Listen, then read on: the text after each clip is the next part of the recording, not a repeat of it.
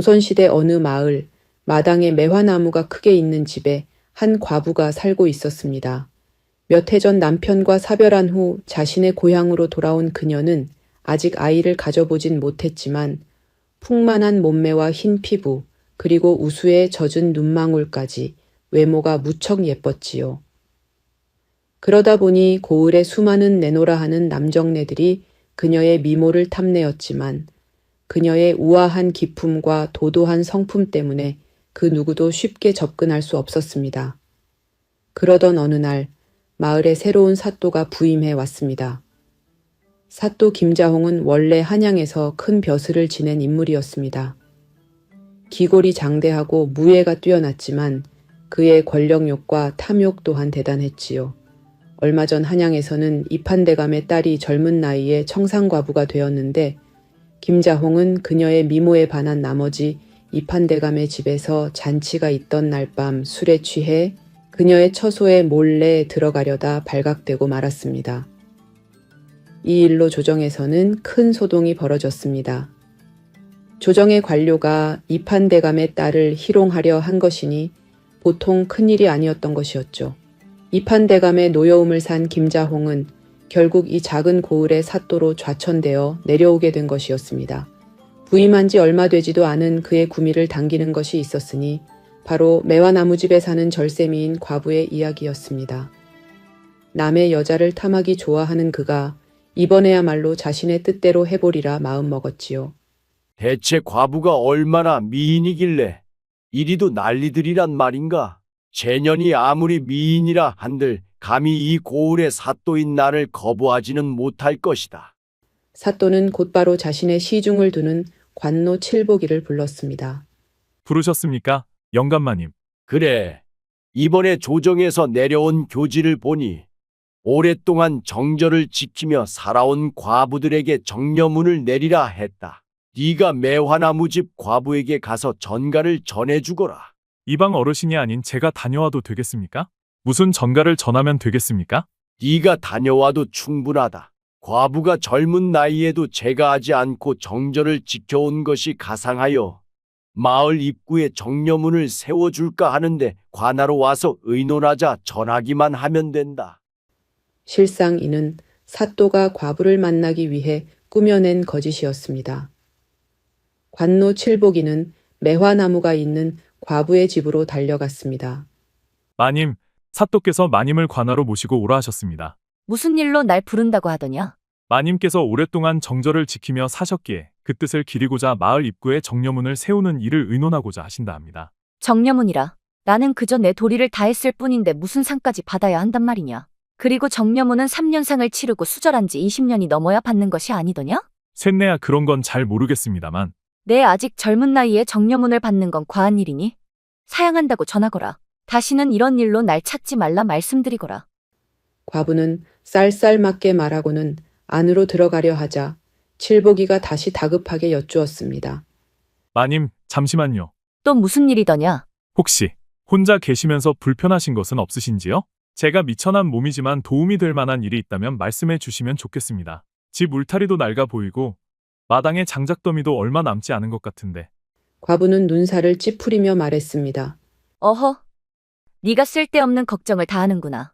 내 집안 살림 걱정은 내가 알아서 할 테니 내 걱정 말아라. 그리고 다음부터는 이런 사사로운 것에 관심 두지 말거라. 과부는 화가 난 듯 쌀쌀맞게 말하고는 휙 돌아서서 안으로 들어가 버렸습니다. 하지만 칠보기는 과부의 차가운 말투 속에서 왠지 모를 외로움을 느낄 수 있었지요. 칠보기는 다시 사또에게 돌아가 전했습니다. 영감마님, 마님께서 아직 젊은 나이라 정려문을 받기에는 이르다며 사양하신다 하셨습니다. 뭐라? 감히 나의 호의를 거절해? 더구나 그 이유가 점다는 것이란 말이냐? 사또는 자신의 계략이 들통 난 것 같아 얼굴이 붉어졌습니다. 게다가 자신이 무시당한 것 같아 자존심이 몹시 상했지요. 칠보가 앞장서거라. 어디로 모시면 되겠습니까, 영감마님? 매화나무가 있는 과부의 집으로 가자. 이번에는 이 고을의 사또로 마을 백성의 안위를 살피러 가는 순찰이다. 예, 순찰이시면 이방 어르신이나 호방 어르신도 같이 가자고 부를까요? 연료가 혼자 살기엔 불편함이 많을 터. 그래서 조용히 관아에서 살펴보아야겠다고 생각한 것이니 너랑 조용히 다녀오자꾸나. 혹시 도둑이나 불량배들의 위협은 없는지, 생활하는데 어려움은 없는지, 이 모두가 마을 사또로서 마땅히 살펴야 할 일이 아니겠느냐? 칠복이는 이번에도 사또의 속내가 다른 데 있음을 눈치챘지만 자신의 모시는 분이니 할 수 없이 앞장섰습니다. 마님, 사또께서 마님이 생활하시는데 어려움이 없으신지 확인하신다고 친히 방문하셨습니다. 방문이 열리고 과부가 모습을 드러내자 선녀를 연상케 하는 그녀의 고귀한 자태에 사또는 넋을 잃고 말았습니다. 사또 나으리께서 무슨 일로 오셨습니까? 지난번 정려문 이야기는 부인의 뜻대로 접어두기로 했소. 허나 이고을의 사또로 아녀자의 안위를 살피는 것은 마땅한 도리이기에 찾아왔소이다. 혹여 불편한 점은 없는지, 도움이 필요한 곳은 없는지 살펴보고자 왔습니다. 과분한 말씀입니다. 저는 부족함 없이 잘 지내고 있으니 다른 어려운 주민들을 살펴주시면 좋겠습니다.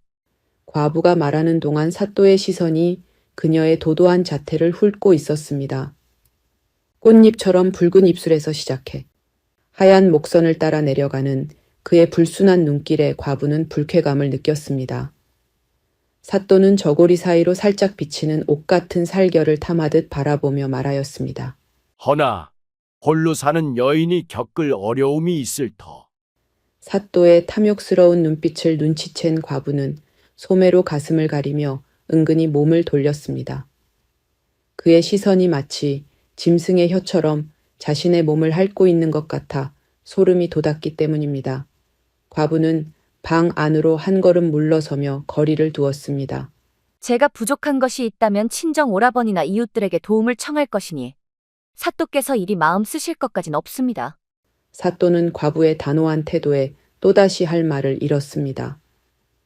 순찰을 핑계 삼아 찾아왔음에도 이리 거절당하니 체면이 깎인 데다 자존심도 크게 상해 얼굴이 붉어진 채 돌아설 수밖에 없었습니다. 듣던 대로 참으로 도도한 년이구나. 네, 이제껏 이런 대접은 처음이다. 한편 관노 칠복이는 과부의 아름다움에 더욱 마음을 빼앗겼습니다. 전에도 배웠지만 오늘따라 더욱 빛나 보였지요. 이미 그의 가슴 속에는 과부가 깊이 자리 잡고 있었습니다. 밤마다 과부의 도톰한 입술과 잘록한 허리를 생각하며 잠 못 이루는 상사병에 걸린 것이었지요. 칠복이는 과부의 마음을 얻기 위해 자신만의 방법을 택했습니다. 어느 날 무거운 나무찜을 지고 과부의 집을 찾아갔습니다. 자네가 무슨 일인가? 게다가 그 무거운 나무는 웬 것이냐? 지난번 순찰을 돌다 보니 마님 떽떽감이 부족해 보였습니다. 곧 겨울이 다가오는데 미리 준비해 두시면 좋을 것 같아서요. 아이고, 참으로 고맙구나.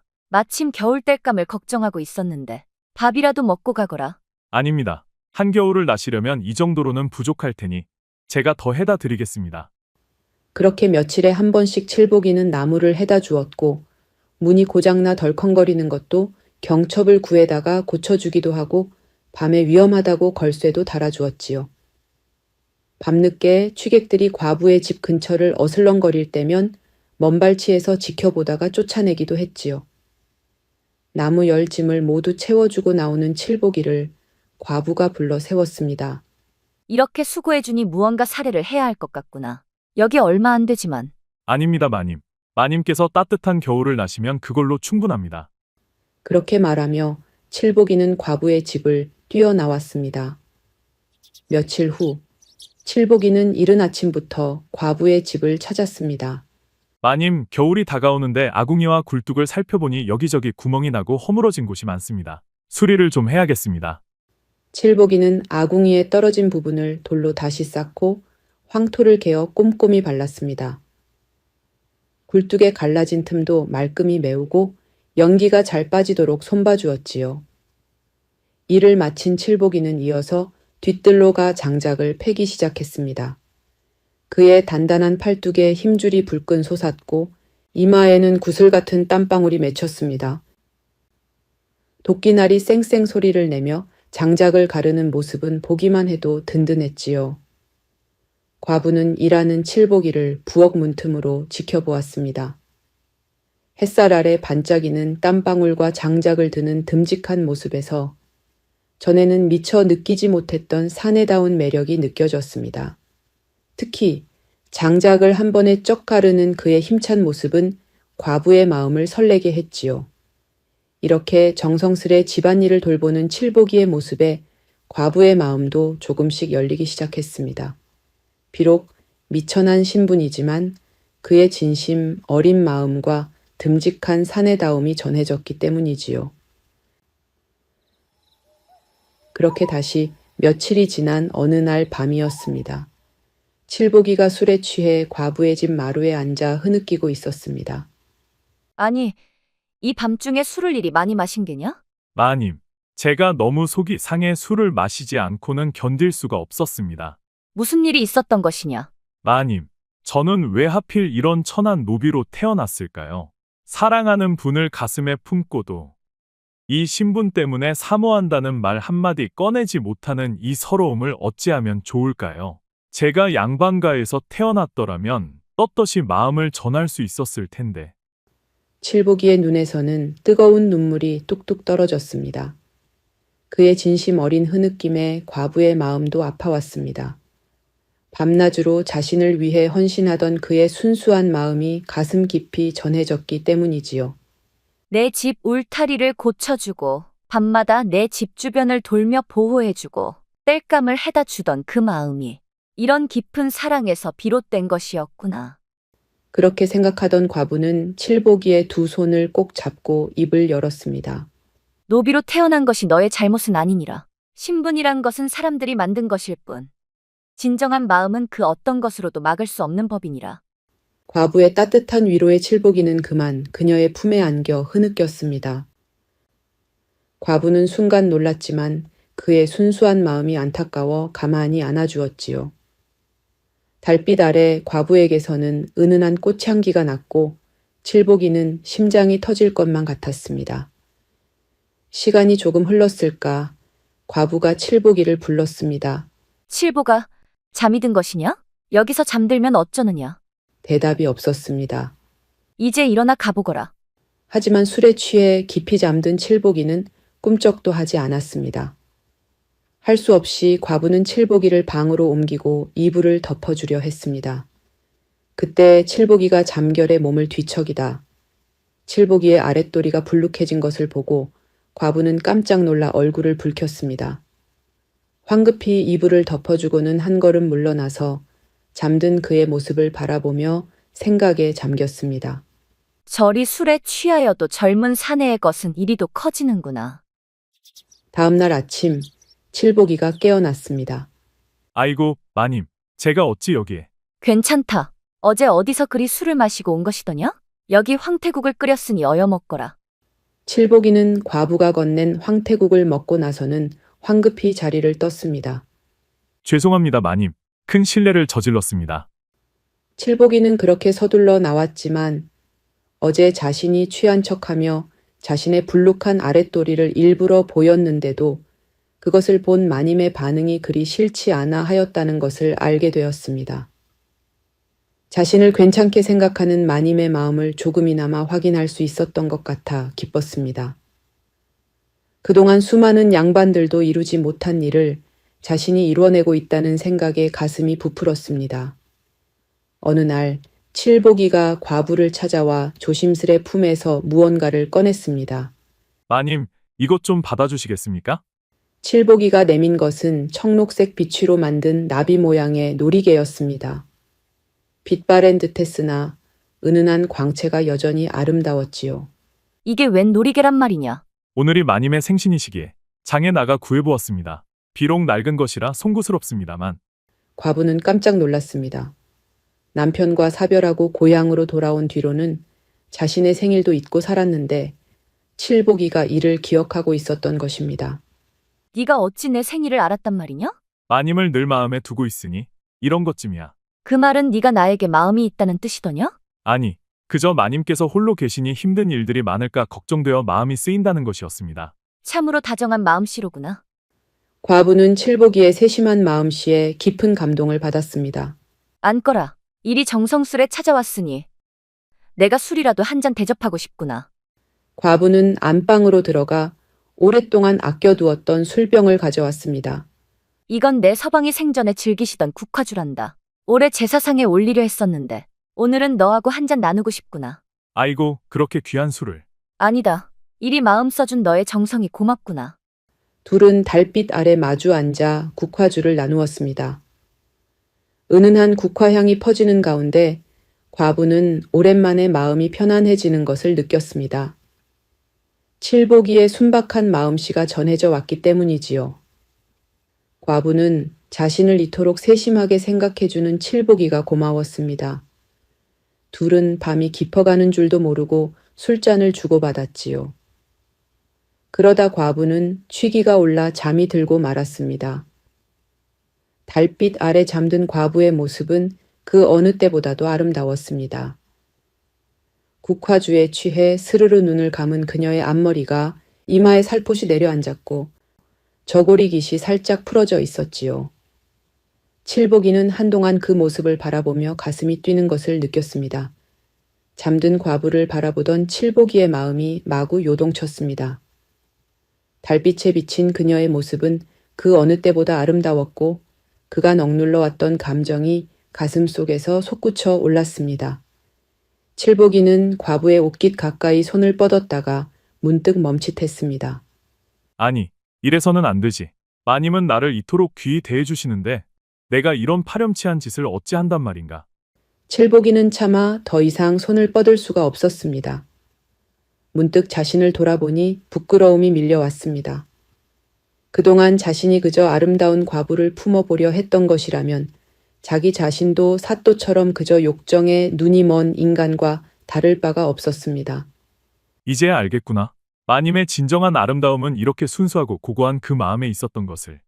칠복이는 잠든 그녀의 모습을 사랑스럽게 한참을 바라보았습니다. 그리고는 조용히 일어나 이불로 그녀의 몸을 조심스레 덮어주었습니다. 마음을 굳게 먹은 칠복이는 발걸음을 돌려 과부의 집을 나섰습니다. 달빛이 그의 뒷모습을 비추고 있었지요. 그 일이 있고 칠복이는 자기 자신이 부끄러워 한동안 과부의 집을 찾지 못했습니다. 하루가 멀다 하고 찾아오던 이가 한 달이 지나도록 얼굴을 비치지 않자 과부는 마음이 편치 않았습니다. 도대체 무슨 일이 생긴 걸까? 혹시 아프기라도 한 걸까? 과부는 매일 아침 뒤뜰에 나가 장작더미를 바라보았습니다. 칠복이가 도끼로 정성스레 패어 차곡차곡 쌓아놓은 장작들이 아직도 그대로였지요. 그의 땀방울이 배어있는 듯한 장작 하나하나가 그리움으로 다가왔습니다. 아궁이에 불을 지필 때면 굴뚝에서 하얀 연기가 곧게 피어올랐습니다.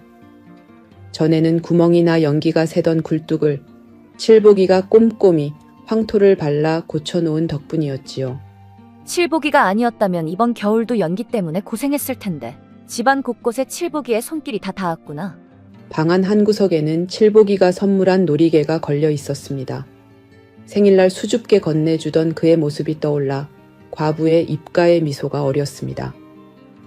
다른 양반들은 화려한 비단이며 값진 폐물로 자신의 마음을 사려 했지만 그 누구도 자신의 생일을 기억하고 챙겨주지는 않았지요. 양반네들은 그저 내 얼굴만 보고 하룻밤 희롱거리로 여겼을 뿐인데 칠복이는 달랐지. 내 마음을 헤아려주고 날 진심으로 보살펴 주었지. 저녁이면 과부는 마당에 나와 달을 바라보았습니다. 칠복이가 장작을 패던 자리에 달빛이 고이면 그날 밤 술에 취해 잠들었던 자신을 이불로 덮어주고 갔던 그의 따뜻한 마음이 떠올랐습니다. 이제 와 생각해보니 그날 밤 나를 건드리지 않고 돌아간 것도 나를 진심으로 아끼는 마음이었겠지. 과부의 마음속에서는 칠복이에 대한 그리움이 날로 깊어져 갔습니다. 이제는 밤마다 그의 듬직한 뒷모습을 떠올리며 한숨 짓곤 했지요.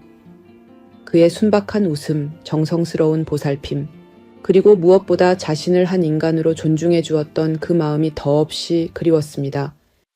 그렇게 다시 한 달이 지나도 칠복이가 찾아오지 않자 과부는 걱정되어 견딜 수가 없었습니다. 결국 사또의 관하로 찾아가게 되었지요. 아니, 부인이 어찌 관아까지 오셨소? 이제야 내 마음을 받아주러 온 것이오.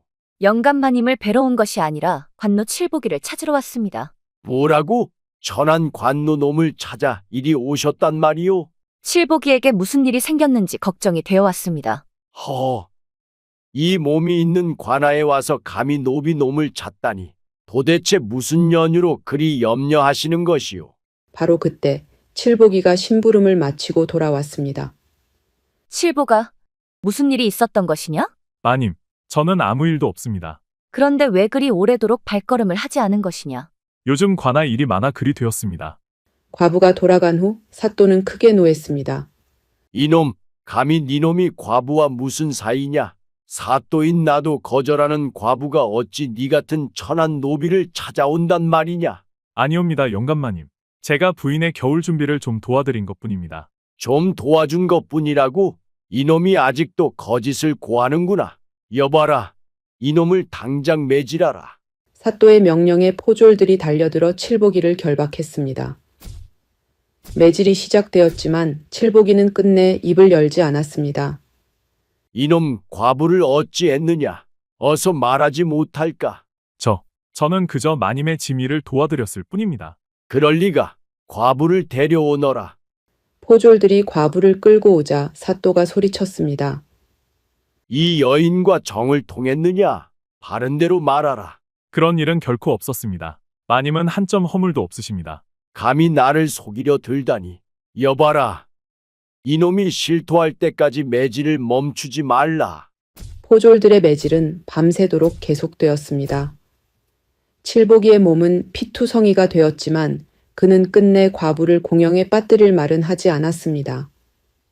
네 이놈, 노비 주제에 이리도 고집이 강하냐? 이번에는 전연을 매질하라. 포졸들이 과부에게도 매질을 시작하자 칠보기는 눈물을 흘리며 애원했습니다. 영감마님, 마님은 아무 잘못이 없으십니다. 제발 마님만은. 그렇게도 전연을 아끼느냐? 그렇다면 네가 범한 죄를 인정하고 저 과부년의 집에 드나들며 한 짓거리들을 모두 실토하라. 그저 집 고치는 걸 좀 도와드리고 나무를 패드린 것뿐입니다. 사또는 더욱 분노하며 두 사람을 감옥에 가두고 날이 밝기를 기다렸습니다. 내일 다시 문초를 시작할 것이다. 오늘 밤 잘 생각해 보거라. 감옥에서 칠보기는 의식을 잃은 과부를 부둥켜 안고 울었습니다. 마님, 이 모든 것이 다 제 불찰입니다. 제가 마님을 사모한다는 이유만으로 이런 고초를 당하시다니. 밤이 깊어지자 칠보기는 결심했습니다. 그는 감옥 지키는 순사들의 순찰 시간을 알고 있었기에 틈을 타 과부를 업고 탈출했습니다. 인근 마을에 있는 절친한 친구의 집으로 향했지요. 마님을 잘 보살펴주게. 누구에게도 마님이 여기 계시다는 것을 알리지 말아주게. 과부를 안전한 곳에 맡긴 칠보기는 다시 관아로 돌아왔습니다. 자신만 잡히면 과부는 안전할 것이라 생각했기 때문입니다. 이놈, 과부년을 어디에 숨겼느냐? 절대로 말씀드릴 수 없습니다. 분노한 사또는 더욱 심한 고문을 가했습니다. 뼈가 으스러지는 고통 속에서도 칠보기는 끝내 입을 열지 않았습니다. 영감마님, 제 목숨이 다하는 한이 있어도 마님의 행방은 말씀드릴 수 없습니다. 칠보기의 몸은 만신창이가 되었지만 그의 충정 어린 마음만은 조금도 흔들리지 않았습니다. 그렇게 사흘 밤낮의 매질이 계속되던 때였습니다. 사또 김자홍, 내 죄를 알리라. 갑자기 관아의 문을 부수듯 활짝 열고 들이닥친 선비 한 명과 그 뒤를 따라 수많은 관군들이 등장했습니다. 이 모습을 본 사또가 비웃듯 말했습니다. 감히 누구냐? 여기가 어디라고? 한양 이판대감의 딸을 욕보이려다 실패하고 이곳으로 도망쳐온 니놈이 또다시 악행을 저지르는구나. 선비의 말에 사또는 얼굴색이 변했습니다. 한양에서의 일이 여기까지 소문이 난 것인가 의아해 했습니다. 선비는 마저 말을 이었습니다. 그뿐이냐? 이곳에 부임한 후로도 백성들을 괴롭히고 수탈을 일삼았다는 장계가 이어져 왔거늘 그래서 내가 파견되었느니라. 그러하다면 당신은?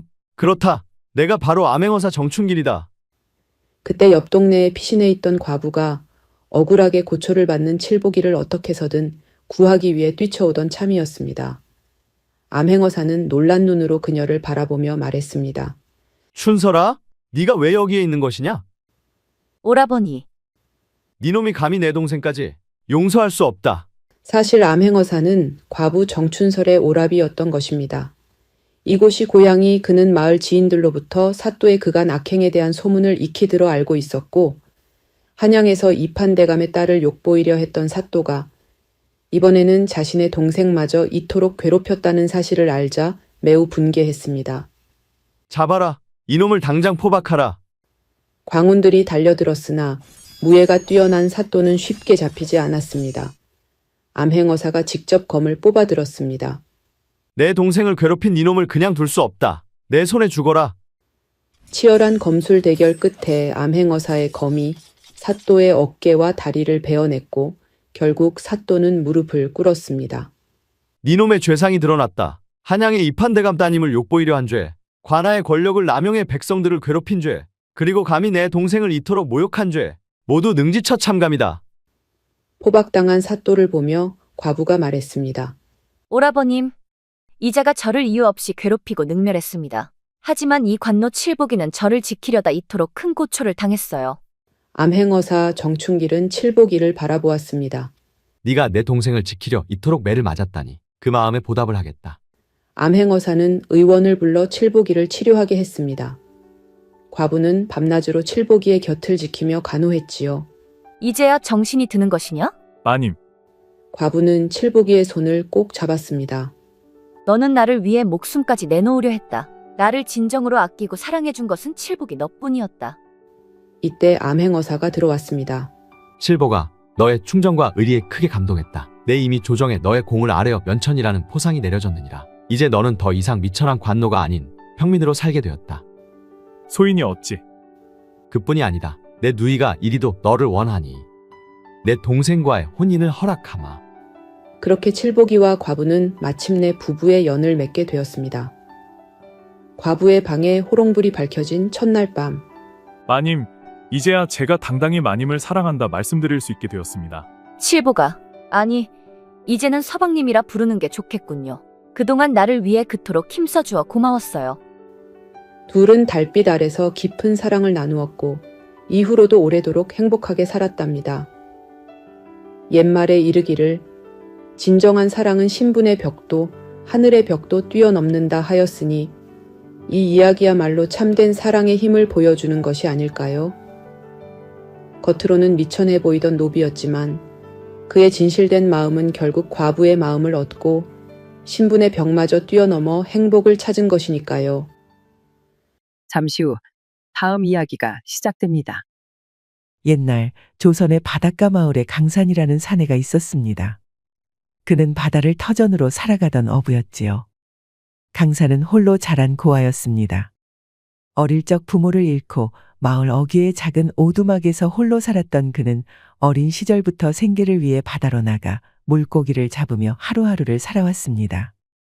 그에게 바다는 단순한 삶의 터전이 아닌 어머니와 아버지를 대신하는 친구이자 의지할 수 있는 존재였습니다. 그날 아침도 여느 날과 다름없었습니다. 강산은 새벽녘에 배를 준비하며 독백하듯 중얼거렸습니다. 오늘은 조용히 바다에 나가 멸치를 좀 잡아볼까?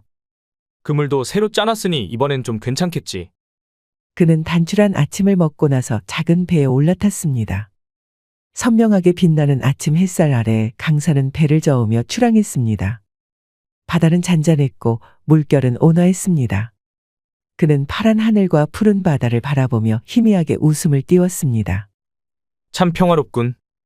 이런 날은 고기가 많이 잡히겠어. 그러나 그의 예상은 보기 좋게 빗나가고 말았습니다. 해가 중천에 오를 즈음 갑작스레 하늘이 어두워지기 시작했습니다. 검은 구름이 몰려오더니 강한 바람과 함께 큰 파도가 일기 시작했습니다. 뭐지? 이게 무슨 일이야? 바람이 이렇게 갑자기 강해질 리가 없는데. 강산은 급히 노를 잡고 배를 돌리려 했지만 거센 파도가 배를 내리쳤습니다.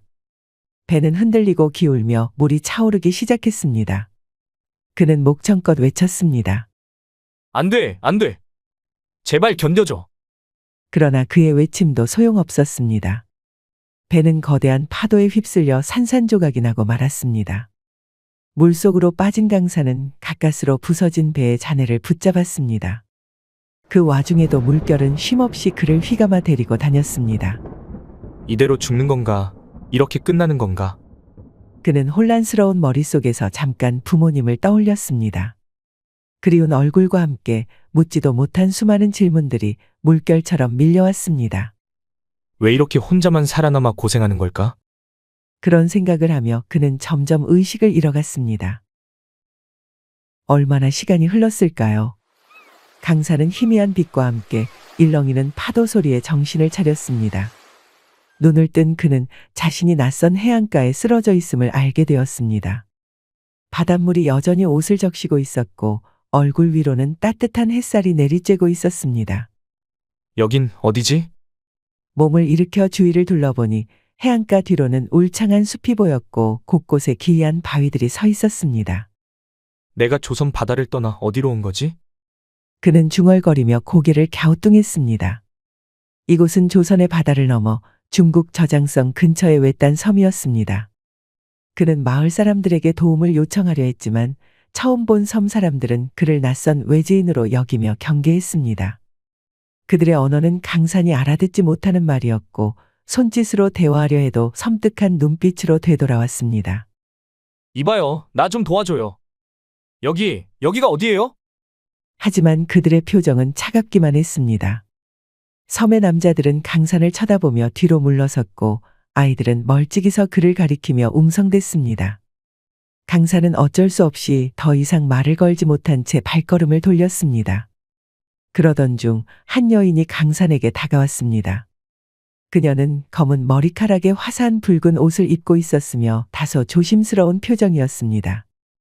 여인은 손에 물이 든 항아리를 들고 강산에게 다가와 말을 건넸습니다. 니하오? 강산은 그녀의 말이 무엇을 뜻하는지 알 수 없었지만 그녀의 다정한 눈빛과 목소리에 조금 안도할 수 있었습니다. 여인은 그의 손에 항아리를 내밀며 무언가를 가리켰습니다. 강산이 목이 마르다는 것을 알아채고 물을 건네는 것이었습니다. 아, 감사합니다. 정말 고맙습니다. 강산은 목이 타는 듯한 갈증에 허겁지겁 물을 마셨습니다. 그녀는 이어 바구니에서 빵 같은 것을 꺼내 강산에게 내밀었습니다. 이건 먹으라고요. 정말 고맙습니다. 강산은 음식을 받아 들고 한 입 베어 물었습니다. 그 순간 그는 비로소 안도의 숨을 내쉬며 살아남았음을 실감했습니다. 여인의 이름은 메이링이었습니다. 그녀는 말은 통하지 않았지만 손짓과 표정으로 강산이 처한 상황을 이해하려 노력했습니다. 강산은 천천히 몸을 추스르며 그녀의 도움을 받아 섬의 해변가 근처로 이동했습니다. 메이링은 강산을 집으로 데려가려 했지만 주민들의 시선이 두려워 자신이 살던 집이 아닌 바닷가의 작은 초막으로 안내했습니다. 그날 밤 강산은 초막에서 메이링이 가져다 준 담요에 몸을 감싸고 잠이 들었습니다. 정말 고마운 사람이구나. 이 섬에서 내 편은 그녀 하나밖에 없을지도 몰라. 강산은 그렇게 생각하며 천천히 눈을 감았습니다. 그는 모르는 땅에서의 새로운 삶을 시작해야 한다는 것을 깨달았습니다. 시간이 흘러 강산은 낯선 섬 생활에 조금씩 적응해 갔습니다. 처음엔 말이 통하지 않아 몸짓과 표정으로 겨우 의사소통을 이어갔지만 시간이 지나면서 섬 사람들의 언어를 하나둘 배우게 되었습니다. 무엇보다도 그의 곁에는 늘 메이링이 있었습니다. 그녀는 강산에게 섬의 삶과 문화를 가르쳐주며 든든한 동반자가 되어주었지요. 하루는 메이링이 강산을 데리고 섬의 숲 깊은 곳으로 향했습니다. 숲속은 그가 여태껏 본 적 없는 이국적인 식물들로 가득 차 있었고 공기는 달콤한 향기로 가득했습니다. 여기가 우리의 중요한 장소예요. 섬 사람들은 이곳을 신령히 머무는 곳이라 믿어요. 메이링은 나지막이 속삭이며 숲속 한가운데 자리 잡은 붉은 열매 나무를 가리켰습니다. 강산은 그 나무를 바라보며 감탄을 금치 못했습니다. 열매는 작은 손톱 크기만 했지만 짙은 붉은 빛을 띠고 있었고 그 주변에 벌과 새들이 윙윙거리며 몰려들고 있었습니다. 이건 뭐죠? 먹을 수 있는 겁니까? 강산이 조심스럽게 물었습니다. 푸츠예요. 아주 귀한 열매죠. 우리 섬에서는 주로 약재로 쓰이거나 음료로 만들어 마셔요. 힘을 돋우고 몸을 건강하게 만들어준다고 해요. 메이링의 설명에 강사는 더욱 흥미를 느꼈습니다. 이 열매 조선에서도 약재로 귀하게 여겨질 겁니다. 그런데 이렇게 많이 자라다니 정말 신기하군요. 강사는 푸찌 열매를 한 손에 들고 가만히 바라보았습니다. 그 작은 열매가 섬 사람들의 삶에 얼마나 중요한지 단번에 알 수 있었습니다. 그는 섬에 표류하기 전 조선의 바닷가 마을에서도 이와 비슷한 열매를 본 적이 있었지만 이렇게 풍부하게 자라는 모습은 처음이었지요. 며칠 후 강사는 푸찌 열매로 무엇을 할 수 있을지 고민하던 중 문득 어린 시절의 기억이 떠올랐습니다. 바닷가 마을의 어른들이 과일과 곡물을 발효시켜 술을 빚던 모습이 스쳐 지나간 것이었습니다. 이 열매로 술을 만들어 보면 어떨까? 섬 사람들도 좋아할 수 있겠군. 강사는 섬 생활에서의 무언가 새로운 기여를 하고 싶다는 생각에 들떴습니다. 그날 저녁, 강사는 메이린과 함께 모닥불 옆에 앉아 있었습니다. 불꽃이 어둠 속에서 춤추며 둘의 얼굴을 밝히고 있었습니다. 메이링은 강산에게 나무 껍질로 만든 잔에 물을 따라 건넸습니다. 강산, 왜 갑자기 술 이야기를 꺼낸 거예요? 우리 섬에서는 술을 만들어 본 적이 없어요. 내 고향에서는 특별한 날에 술을 빚어 마셔요. 그 술은 단순히 마시는 음료가 아니에요. 함께 나누며 정을 쌓고 즐거움을 나누는 것이죠. 섬 사람들도 그 기쁨을 느낄 수 있으면 좋겠다는 생각이 들었어요. 강사는 미소를 지으며 메이링의 눈을 바라보았습니다. 그녀의 검은 눈동자가 불빛에 반짝였습니다. 당신은 정말 특이한 사람이에요. 어디서 왔는지는 모르겠지만 이 섬 사람들과는 너무나 다르네요. 메이링은 잔을 들고 살짝 입술에 가져갔습니다. 그러다 말없이 강산을 응시하며 살짝 붉어진 얼굴로 작은 목소리로 말을 이었습니다. 이 섬에 와줘서 고마워요. 당신이 없었으면 제 삶은 여전히 아무 변화 없이 흘러갔을 거예요. 강산은 그 말을 듣고 가슴이 뛰는 것을 느꼈습니다. 그녀의 다정한 말투와 고운 목소리가 그의 마음 깊숙이 스며드는 듯했습니다. 고맙다니요. 오히려 제가 고마운걸요. 처음 이곳에 왔을 때 정말 막막했는데 당신 덕분에 이렇게 살고 있어요. 당신이 없었다면 저는 아마 살아남지 못했을 겁니다. 그는 메이링의 손을 살짝 잡았습니다. 그녀는 강산의 손을 피하지 않고 가만히 그의 손을 쥐었습니다. 어둠 속에서 두 사람의 손이 서로의 온기를 전하고 있었지요. 그날 이후 강산은 메이링과 함께 푸찌 열매를 수확하며 술을 만들 준비를 시작했습니다. 그는 섬의 사람들에게 술을 빚는 방법을 설명하려 했지만 처음에는 모두가 고개를 저었습니다. 술이라는 개념 자체가 생소했기 때문입니다. 그 열매를 그냥 먹으면 되지. 왜 굳이 기다려야 하는 거요? 섬의 한 노인이 물었습니다. 강사는 미소를 지으며 대답했습니다. 조금만 기다려보세요. 술이 완성되면 그 맛이 얼마나 특별한지 알게 될 겁니다. 결국 메이링의 도움으로 섬 주민 몇 명이 열매를 따고 술을 담그는 과정을 돕기로 했습니다. 강사는 직접 물과 열매 그리고 발효시킬 재료를 섞으며 조선에서 배운 대로 술을 빚어갔습니다. 메이링은 그의 곁에서 열심히 열매를 손질하며 돕고 있었지요. 강산, 이 술이 정말 맛있을까요? 당연하죠. 기다려보세요. 그리고 약속할게요. 이 술은 당신과 이 섬의 사람들에게 특별한 선물이 될 겁니다. 그의 자신감에 메이링은 웃으며 고개를 끄덕였습니다. 시간이 흘러 술이 서서히 발효되기 시작하자 강사는 메이링과 함께 술독을 들여다보며 매일같이 상태를 확인했습니다. 술이 완성되어 갈수록 은은한 향기가 주변에 퍼지기 시작했습니다. 이 냄새 뭔가 따뜻하고 달콤한 느낌이에요. 정말 맛있을 것 같아요. 메이링은 환하게 웃으며 강산을 바라보았습니다. 그렇죠? 조만간 이 술을 섬 사람들에게 선보일 날이 올 겁니다. 모두가 좋아했으면 좋겠어요. 메이링은 살짝 부끄러운 듯 말을 이었습니다. 사실 저는 당신이 만든 건 뭐든 다 좋을 것 같아요. 당신은 믿을 수 있는 사람이니까요. 강사는 메이링의 말에 잠시 말을 잇지 못했습니다. 그녀의 진심 어린 말에 가슴이 따뜻해졌기 때문입니다. 메이링 고마워요. 당신이 있어서 내가 이 섬에서 이렇게 버틸 수 있는 것 같아요. 앞으로도 내 옆에 있어줄 수 있겠죠? 그녀는 살짝 고개를 끄덕이며 미소 지었습니다. 물론이에요. 언제까지나. 강산과 메이링은 그렇게 매일 함께하며 섬 사람들과 가까워졌고 그들 사이의 감정도 점차 깊어졌습니다. 섬의 밤은 더없이 고요했지만 그들의 마음은 따스한 온기로 가득 차 있었습니다. 며칠이 흘러 강산이 빚은 술이 드디어 완성되었습니다. 술독을 열자 은은한 향기가 퍼져나왔고 강산은 그 향을 맡으며 깊은 만족감을 느꼈습니다. 이제야 제대로 된 술이 나왔군요. 메이링, 이걸 모두에게 나눠주고 축제를 열어보는 게 어떨까요? 강산의 말에 메이링은 고개를 끄덕이며 활짝 웃었습니다. 좋은 생각이에요. 마을 사람들이 기뻐할 거예요. 섬 사람들은 그날 저녁 강산이 준비한 술을 마을 중앙 광장에서 맛보게 되었습니다. 강산은 술을 잔에 따라 마을 사람들에게 건네며 말했습니다. 이 술은 조선식으로 빚어본 것입니다. 풋주 열매의 향과 맛이 어우러져 아주 특별할 겁니다. 한번 드셔보세요.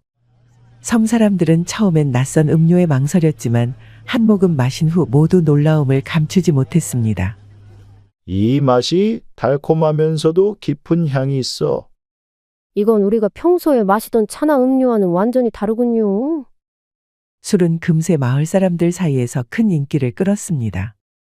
강산은 마음이 뿌듯했고 메이링도 기뻐하며 그와 함께 주민들에게 술을 따라주었습니다. 강산, 모두가 이 술을 좋아하는 것 같아요. 당신의 노력이 빛을 발했네요. 그렇게 보이네요. 하지만 진짜 평가는 내일 아침이 될 겁니다. 몸에 해롭지 않아야 진짜 좋은 술이니까요. 그날 저녁 마을 사람들은 술잔을 기울이며 웃음꽃을 피웠습니다. 하지만 밤이 깊어지고 마을에 불빛이 꺼질 즈음 한 집에서 갑작스러운 소란이 들려오기 시작했습니다. 이게 무슨 일이야? 왜 내 몸이 이러지? 이어 다른 집에서도 비슷한 소리가 들려왔습니다. 어쩐지 잠이 오질 않아. 그런데 이 뜨거운 감각은 대체 뭐지?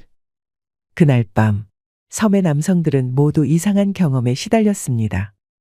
술을 마신 후 몸이 뜨겁게 달아오르고 하체가 자신도 모르게 불끈불끈 긴장되는 현상을 겪게 된 것이지요. 아니, 이 술에 무슨 독이라도 들어있는 게 틀림없어. 몸이 뜨겁기만 하고 잠도 안 오고. 이게 다 그 낯선 사내가 만든 술 때문 아니겠어?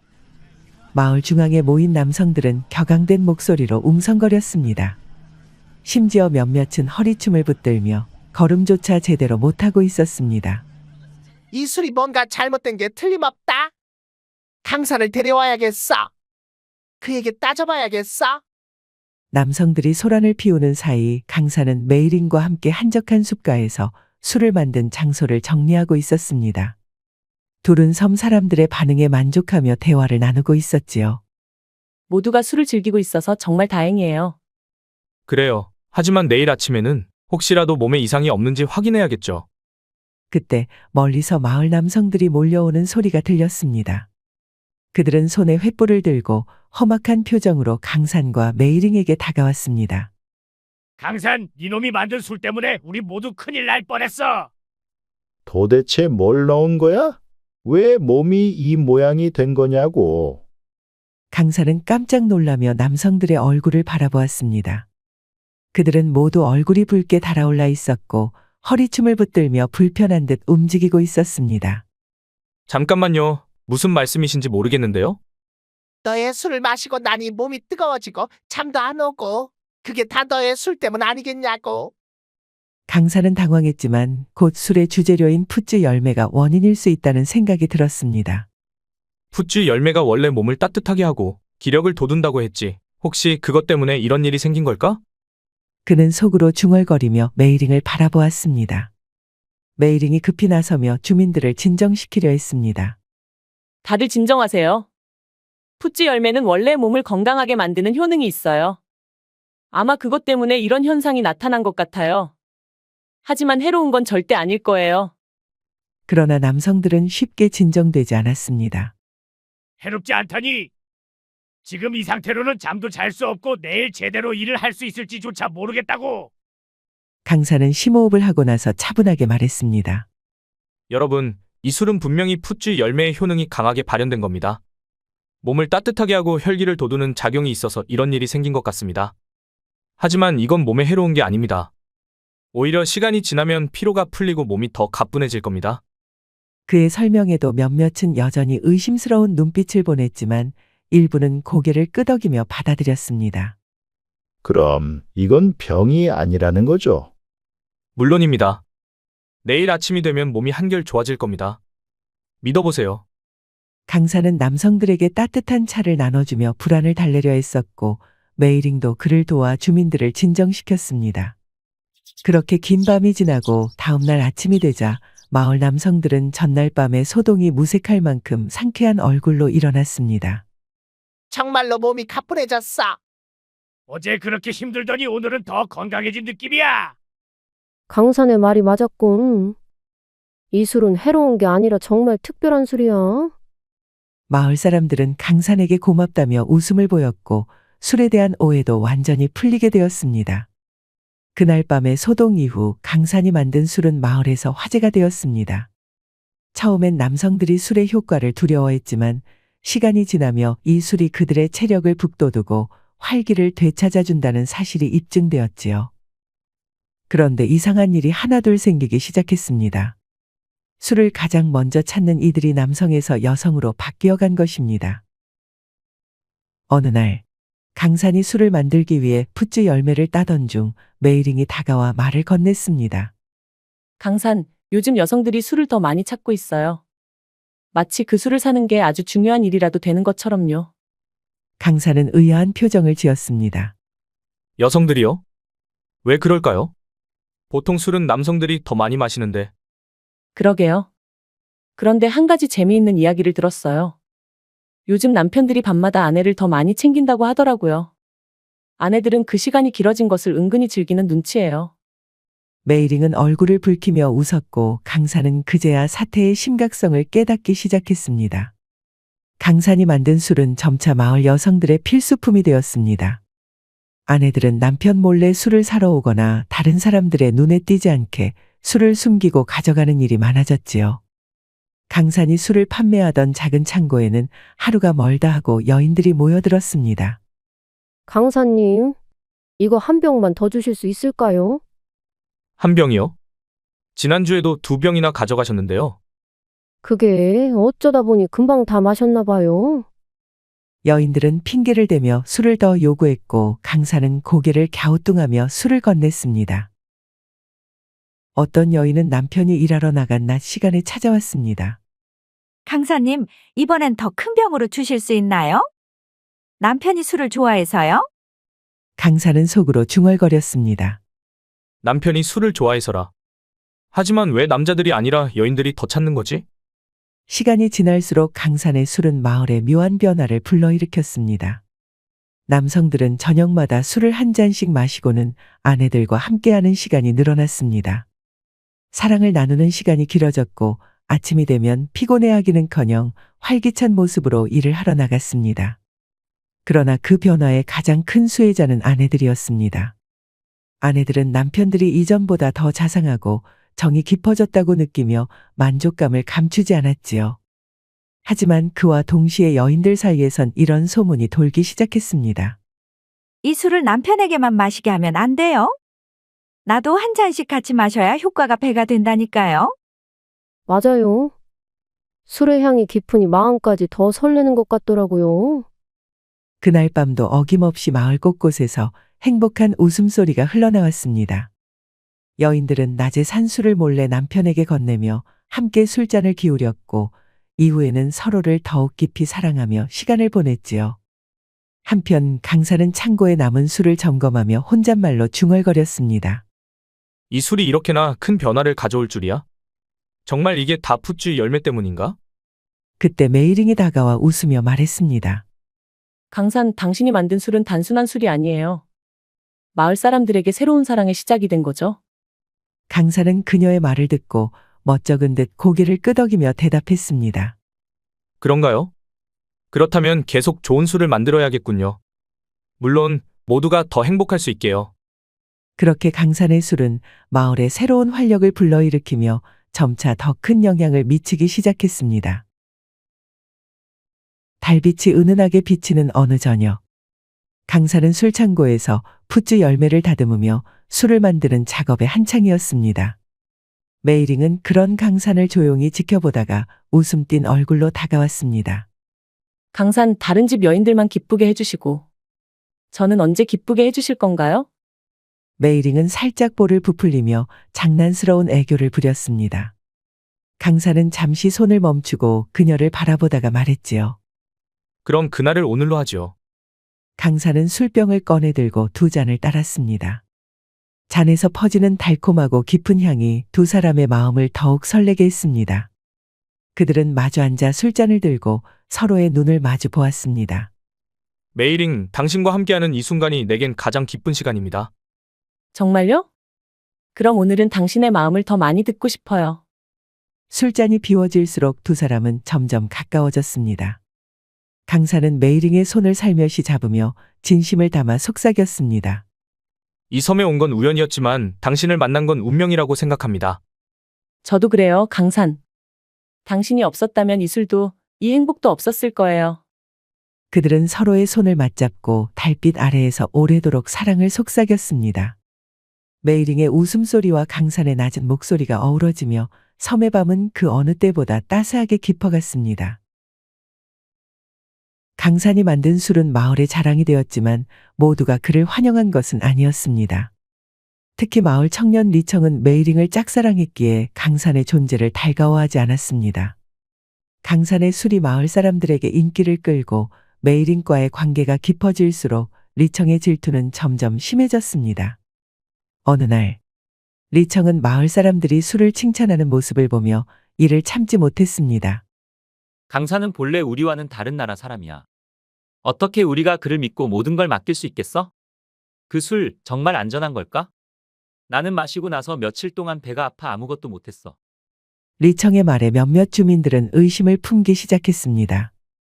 그럴 리가 있나? 나는 괜찮았는데. 하지만 모르는 일이잖아.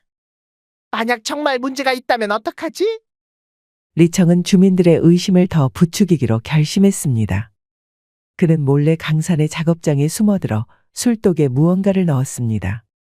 그것은 마을에서 유일하게 약초를 다루는 약초꾼의 집에서 구한 독초였습니다. 며칠 전 리청은 약초꾼을 찾아가 독초를 요청했습니다. 왜 독초를 구하려는 게냐? 집에 뱀이 들어와서요. 뱀을 쫓아내려고 합니다. 한 번만 도와주십시오. 약초꾼은 리청의 말에 의심하지 않고 독초를 내어주었습니다. 이건 아주 강한 약초라 조심해야 한다. 잘못 사용하면 큰일이 날 수도 있어. 리청은 고개를 끄덕이며 약초를 가져갔고 약초꾼은 이를 깊게 생각하지 않았습니다. 리청이 술독에 독초를 섞은 후 마을 사람들 중 몇몇이 술을 마시고 배탈을 호소했습니다. 이 술에 무슨 문제가 있는 게 분명해. 강산이 우리를 속였어. 마을 사람들은 점차 강산을 의심하며 그의 집으로 몰려들었습니다. 강산, 나와서 대답해. 우리가 너를 믿었는데 어떻게 이런 일이 생긴 거지? 너의 술 때문에 우리가 병이 난 거야. 강산은 억울한 마음에 주민들에게 술을 만드는 과정을 설명하며 자신의 결백을 주장했습니다. 저는 술을 만드는데 최선을 다했습니다. 이건 분명히 다른 이유가 있을 겁니다. 그러나 주민들의 분노는 쉽게 가라앉지 않았습니다. 그럼 그 이유를 찾아내. 그렇지 않으면 섬을 떠나라. 메이링은 강산의 작업장을 샅샅이 살피며 무언가 이상한 점이 없는지 조사하기 시작했습니다. 그러던 중 술독 근처에서 독초의 잔여물을 발견했습니다. 메이링은 강산과 함께 그 잔여물을 약초꾼에게 가져갔습니다. 약초꾼은 그것을 보자 깜짝 놀랐습니다. 이건 내가 며칠 전에 리청에게 준 독초다. 리청이 이걸 왜 당신에게 요청했습니까? 그가 집에 뱀이 들어와 이를 쫓으려 한다고 했소. 나는 술에 사용될 줄은 꿈에도 몰랐소. 메이링과 강산은 약초꾼의 도움으로 리청의 집으로 향했습니다. 그들은 리청을 다그쳤고 그는 결국 모든 것을 자백했습니다. 미안하다. 나는 단지 너를 몰아내고 싶었을 뿐이야. 네가 술로 마을 사람들에게 인기를 얻고 메이링의 마음까지 빼앗는 걸 참을 수 없었다. 메이링은 주민들을 불러 모아 진실을 알렸습니다. 강사는 결코 잘못이 없습니다. 문제를 일으킨 건 리청이었습니다. 그는 자신의 질투로 술에 독초를 넣었습니다. 주민들은 강산에게 사과하며 신뢰를 회복했습니다. 우리가 오해했소? 정말 미안하오. 당신은 우리 섬의 소중한 사람이오. 강산은 리청을 탓하기보다 그를 용서했습니다. 잘못된 선택을 했지만 당신도 마을 사람입니다. 앞으로는 함께 섬을 위해 힘을 모읍시다. 리청은 부끄러운 얼굴로 고개를 숙였습니다. 고맙소 강산. 다시는 이런 어리석은 짓을 하지 않겠소. 시간이 흘러 강산과 메이링은 혼례를 올렸습니다. 섬 주민들은 모두 한마음으로 두 사람의 결혼을 축복했습니다. 푸즈 열매로 가득 찬 들판에서 열린 혼례식은 섬의 자연만큼이나 순수하고 아름다웠지요. 메이링은 꽃으로 장식된 흰 옷을 입고 강산은 섬에서 얻은 재료로 만든 간소한 예복을 차려입었습니다. 두 사람은 서로를 바라보며 미소를 띄었고 주민들은 환호와 웃음으로 그들을 맞이했습니다. 혼례 후 어느 날 강산은 해안가에 앉아 멀리 바다를 바라보았습니다. 파도가 밀려오고 부서지는 소리는 그가 조선의 바닷가에서 듣던 것과 크게 다르지 않았습니다.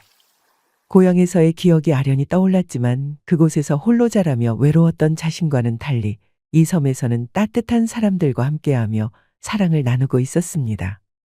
메이링이 그의 옆에 조용히 앉았습니다. 무슨 생각을 하고 있나요? 강산은 웃으며 대답했습니다. 그저 고향이 떠올랐소. 하지만 이상하게도 그리운 마음보다 지금 이 섬이 내 고향처럼 느껴지요. 여기가 당신의 고향이 될 수 있어요. 이곳에서 우리는 함께 살아가니까요. 강산은 메이링의 손을 잡았습니다. 당신이 있어 이곳이 고향처럼 느껴지는 것이요. 나는 이 섬에서 당신과 함께라면 어디든 갈 수 있을 것 같소. 강산과 메이링은 섬에서의 삶에 만족하며 살아갔습니다. 강산이 만든 풋주술은 여전히 마을의 자랑이었고 주민들은 강산을 섬의 가족으로 받아들였습니다. 그는 마을의 농사일을 돕고 술을 빚으며 평온한 나날을 보냈습니다. 때로는 강산이 조용히 앉아 파도 소리를 들으며 자신이 겪은 여정을 되새기기도 했습니다. 바다에 떠밀려왔던 내가 이 섬에서 이런 사랑과 삶을 얻다니. 참으로 인생이란 예측할 수 없구나. 그럴 때마다 메이링은 다가와 그의 곁에 앉아 말했습니다. 이제 당신은 이 섬의 일부예요. 그리고 저희 전부랍니다. 강산은 시간이 지나면서 점차 이 섬이 자신을 품어준 고향임을 느꼈습니다. 고아로 태어나 의지할 곳 없이 떠돌던 자신을 받아준 이 섬과 사람들에 대한 애정은 날이 갈수록 깊어졌습니다. 그는 평생을 이 섬에서 메이링과 함께하며 살기로 결심했습니다. 그들의 삶은 조용했지만 풍요로웠습니다. 마을 사람들과 함께 푸즈 열매를 수확하고 섬을 지키며 아이들을 키워나갔습니다. 그리고 강산은 종종 섬 사람들에게 자신의 이야기를 들려주었습니다. 내가 이 섬에 처음 왔을 땐 고향으로 돌아갈 생각뿐이었지만 지금은 이 섬이야말로 나의 고향이 되었어. 여러분 모두가 내 가족이요. 메이링은 그의 곁에서 따뜻하게 미소 지으며 말했습니다. 우리는 여기서 영원히 함께할 거예요. 이 섬은 당신과 나의 집이니까요. 강산과 메이링은 그렇게 평생을 섬에서 살며 서로를 아끼고 사랑했습니다. 두 사람의 이름은 섬 사람들의 기억 속에 영원히 남았고 그들이 만든 풋주술은 섬의 전설이 되었습니다. 바다는 여전히 잔잔히 흘렀고 그들은 자연과 사랑 속에서 평온한 나날을 보냈습니다. 강산은 인생의 마지막까지도 바다를 보며 미소를 지었습니다. 이 섬이 내 고향이고 이곳에서의 삶이 나의 모든 것이었어. 그의 마른 바람을 타고 섬 곳곳에 퍼져나갔고 메이링과 함께한 시간들은 섬의 전설로 남았습니다. 잠시 후 다음 이야기가 시작됩니다. 충청도 태안 지방의 어느 어촌 마을에 대근이라는 머슴이 살고 있었습니다. 대근이는 그 마을에서 여러 척의 어선을 부리는 선주 최씨 부인이 배를 타고 나가 물고기를 잡으라고 집에 데려온 머슴 중 하나였습니다. 하지만 배멀미를 심하게 하는 통에 농사일이나 나무를 해오는 등의 일을 주로 하였지요. 최씨 부인은 몇 해 전에 남편을 여의고 혼자 어선들을 부리며 머슴과 여종을 데리고 농사일까지 해내는 그 마을에서 유명한 과부였습니다. 어느 무더운 여름날이었습니다. 이렇게 더운 날엔 그저 시냇가에서 발을 담그고 탁주나 한 사발 마시면 그만인 날씨인데 대근은 그날도 어김없이 최씨 부인의 성화로 밭에 고랑을 파기 위해 나왔습니다. 대근이는 산 중턱에 있는 밭에서 일을 하다가 해도 다 끝날 것 같지 않은 일에 지쳐서 원두막에 대자로 누웠습니다. 그러고는 어느새 낮잠에 빠져버리는 것이었지요. 날이 하도 덥다 보니 대근이는 잠결에 옷을 벗어던지고 자기도 모르게 바지까지 훌러덩 벗어버렸습니다.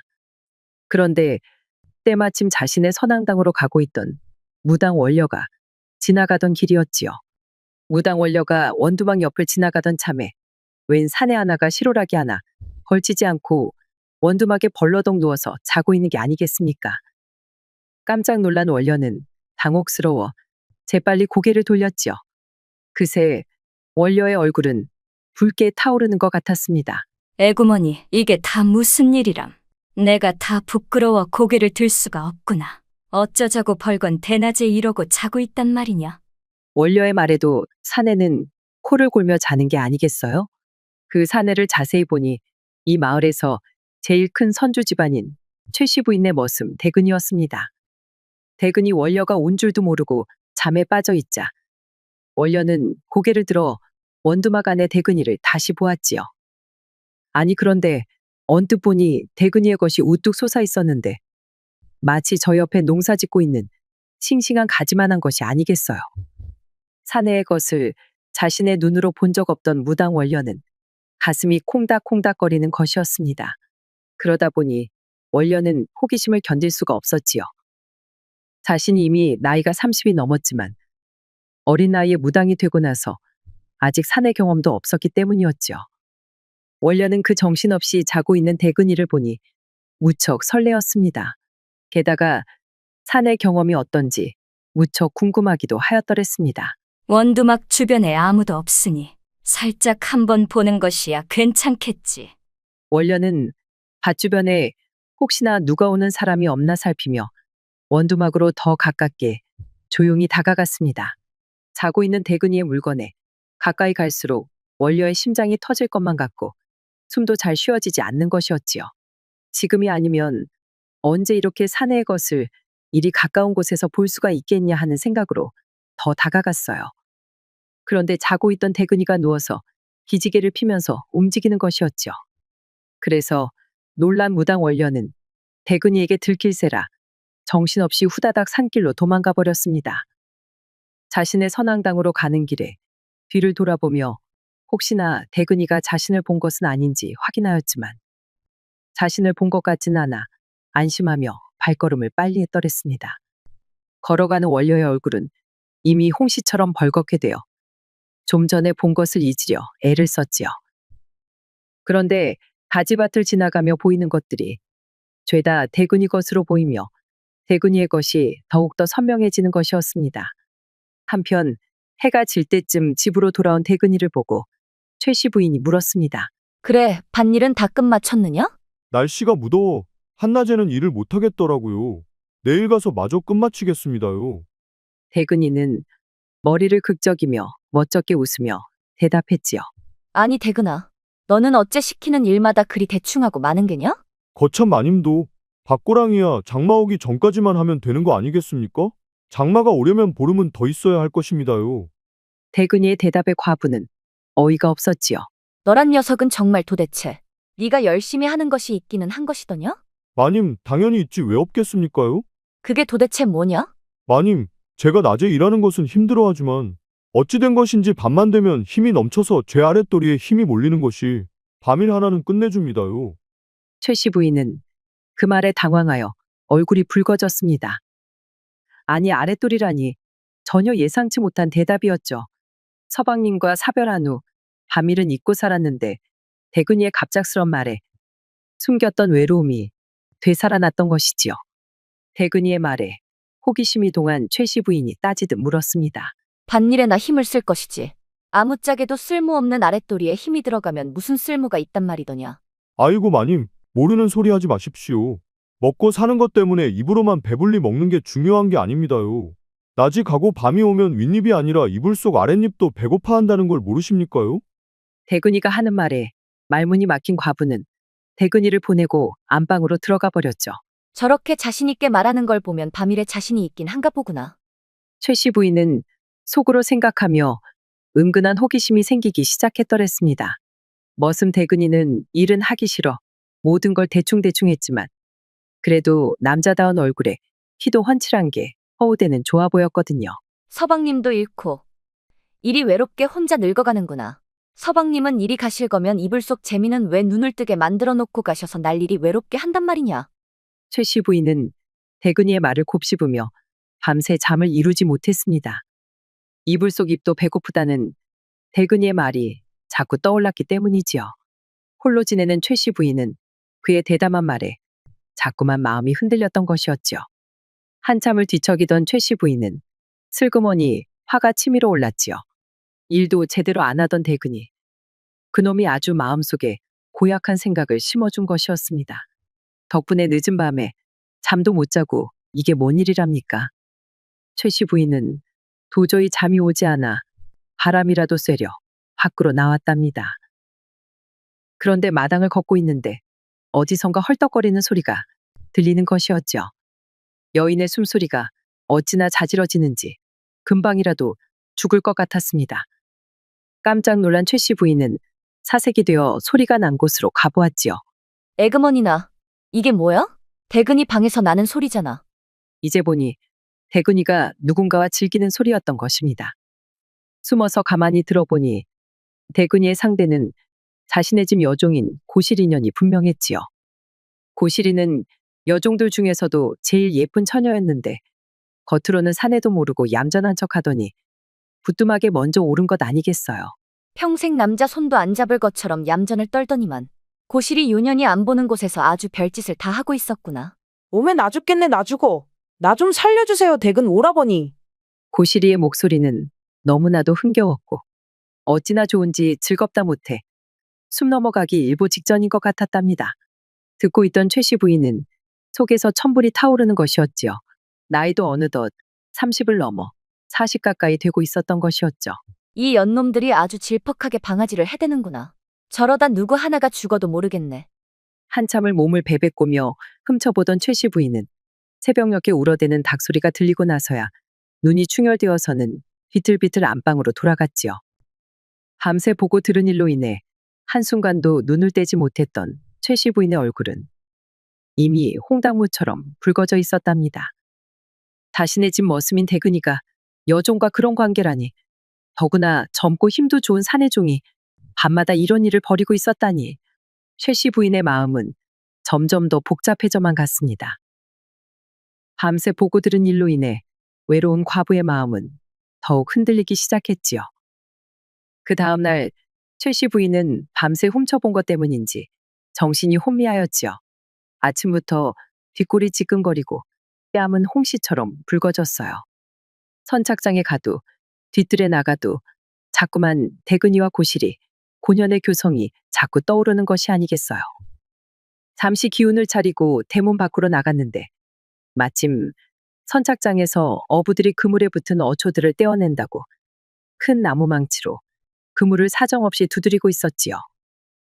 그 큰 망치질에 그물들이 떡이 되는 듯 하였지요. 그 망치질하는 것이 어젯밤 대근이가 고실이 고년을 눕혀두고 내리꽂고 박아대니 고실이가 나 죽는다고 요분질 치던 것이 떠오르고 말았지요. 거기다 낮에 대근이가 한 말, 이불 속 입도 배고프다던 그 말까지 자꾸 생각나는 것이었습니다. 최씨 부인은 얼굴이 화끈거리고 아랫배가 찌릿한 것 같아 서둘러 집으로 돌아왔답니다. 하지만 방에 들어와서도 대근이 생각은 떠나지 않았고 밖에 나가도 대근이 생각뿐이었지요. 애구머니, 이놈의 머슴놈이 왜 자꾸 눈앞에 어른거리는 것이냐. 이러다가는 내가 미치겠구나. 결국 최씨 부인은 가슴을 감싸쥐고 끙끙 앓다가 그만 자리에 드러눕고 말았습니다. 서방님을 여인 후로 이렇게 가슴 설레고 몸이 달아오른 적이 없었는데 하필 젊은 머슴놈 때문에 이런 몸살을 앓게 될 줄이야. 그렇게 며칠이 지났습니다. 그 무렵 마을에서는 풍어와 어선들의 무사귀환을 비는 용왕굿이 한창이었습니다. 최씨 부인 집 앞의 큰 마당에 마을 사람들이 모여들었고 최씨 부인도 자신의 어선들의 안녕을 빌기 위해 맨 앞에 나와 빌고 있었죠. 무당 원녀는 화려한 무복을 차려입고 방울을 흔들며 신들린 듯 춤을 추었지요. 마을 사람들은 눈을 감고 용왕신께 빌었습니다. 대근이는 원녀가 춤을 출 때마다 출렁이는 그녀의 가슴을 훔쳐보며 아랫도리가 묵직해지는 것을 억누르고 있었습니다. 갑자기 무당 원녀가 방울을 놓치며 자리에 주저앉더니 눈을 부릅뜨고 떨리는 목소리로 말했습니다. 에구머니, 용왕님이 진노하시는구나. 이 마을에 용왕님의 노여움을 사는 사내가 있다 하시네. 그러더니 원녀는 방울을 들고 딸랑거리며 마을 사람들을 여기저기 가리키다가 갑자기 멈추더니만 대근이를 가리키며 소리쳤는 게 아니겠어요. 바로 니놈 때문에 용왕님께서 노하시오. 바다에 나가는 마을 사람들이 모두 큰 화를 당할 것이라 하시네. 저놈을 내 굿땅으로 데려가 밤새 굿을 해야만 용왕님의 노여움을 풀 수 있겠구나. 최씨 부인은 깜짝 놀라 대근이를 바라보았습니다. 대근이도 어리둥절한 표정이었지요. 무당님, 제발 말씀대로 저놈을 데려가서 용왕님의 노여움을 풀어주십시오. 주변 사람들이 모두 걱정스러운 눈빛으로 말했습니다. 결국 대근이는 원녀의 선앙당으로 끌려가게 되었지요. 최씨 부인은 한숨을 돌렸습니다. 요즘 대근이만 보면 가슴이 울렁거리고 밤잠을 설치던 참이었는데 잠시나마 대근이를 볼 일이 없어진 것이 다행스럽기도 했던 것이지요. 그렇게 최씨 부인은 마음을 가라앉히고 일에 몰두했지만 저 멀리 선앙당에서 울리는 꽹과리 소리와 무당 원녀의 날카로운 소리가 밤 너머로 들려왔더랬습니다. 저 무당년이 굿을 핑계로 대근이를 데려간 것은 아닌가. 최씨 부인은 자꾸만 그런 의심이 들었지만 차마 용왕신의 노여움을 푸는 게 중한지라 무당 원녀의 굿을 방해할 수는 없었답니다. 하지만 어찌 한번 타오른 불길이 쉽게 꺼질 수 있겠습니까? 선앙당에서 용왕굿을 드리느라 며칠째 아침 일찍 선앙당에 갔다가 밤이 깊어져서야 집에 돌아오다 보니 대근이 생각이 잤구나. 최씨 부인은 하루 종일 마음이 싱숭생숭했지요. 대근이가 곁에 없어도 자꾸만 생각이 나는 것이었던 것이었습니다. 에이고 이놈의 머슴은 없으니 일손도 아쉽구나. 언제쯤 굿이 끝나려나. 애써 그런 생각을 떨치고 일을 하려는데 마침 고시리가 들어오는 것이었죠. 마님, 몸은 좀 괜찮아지셨습니까? 요새 안색이 안 좋으셔서 걱정되었습니다. 순간 최씨 부인은 고시리가 대근이와 신나게 방아를 찧어대던 모습이 머리에 팍 떠올랐답니다. 짜증이 치민 탓인지 말이 곱게 나가지 않았지요. 평소엔 그리도 순진한 척하더니 밤에는 아주 요분지를 치며 교성을 집이 떠나가라 지르더구나. 그것이 마님, 밤에 즐거워야 낮에도 기운이 나는 법이지요. 으이구, 사내랑 붙어먹는 게 그리도 좋더냔 말이다. 음양이 조화를 이뤄야 세상 만사가 순탄한 것처럼 사내와 여인도 서로 어울려야 즐거운 법 아니겠습니까? 고시리의 말에 최씨 부인은 순간 말문이 막히고 말았지요. 아무리 생각해봐도 구구절절 고시리의 말이 옳았기 때문이지요. 옛기 천박한 것들 같으니라고. 세상 물정 모르고 색욕만 하는 것들이 왜 이리 많은지. 최씨 부인은 화를 버럭 내고는 선착장으로 가버렸지요. 졸지에 최씨 부인에게 핀잔을 들은 고시리는 쩔쩔매며 물러났습니다. 마님이 왜 저리 노여워하시나? 난 그저 있는 그대로 말씀드렸을 뿐인데. 최씨 부인은 성질을 내고 나온 터라 선착장에서 머슴들에게 일도 제대로 시킬 수가 없었지요. 머슴들에게 괜히 짜증을 있는 대로 부리던 최씨 부인은 해가 중천에 떴을 때 집으로 돌아왔죠. 머릿속에는 온통 대근이 생각뿐이었답니다. 아무래도 대근이가 자꾸만 떠올라 일이 손에 잡히지 않았던 것이었지요. 안 되겠어. 오늘은 선앙당에 가서 굿이 어떻게 하고 있는지 확인해 봐야겠구나.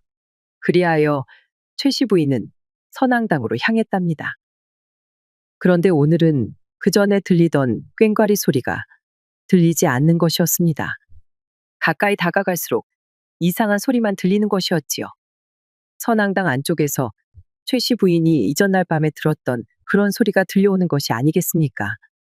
여인의 자지러지는 신음소리였지요. 한낮부터 이게 무슨 일인가 싶어 황당한 최씨 부인은 소리가 나는 쪽으로 발걸음을 옮겼습니다.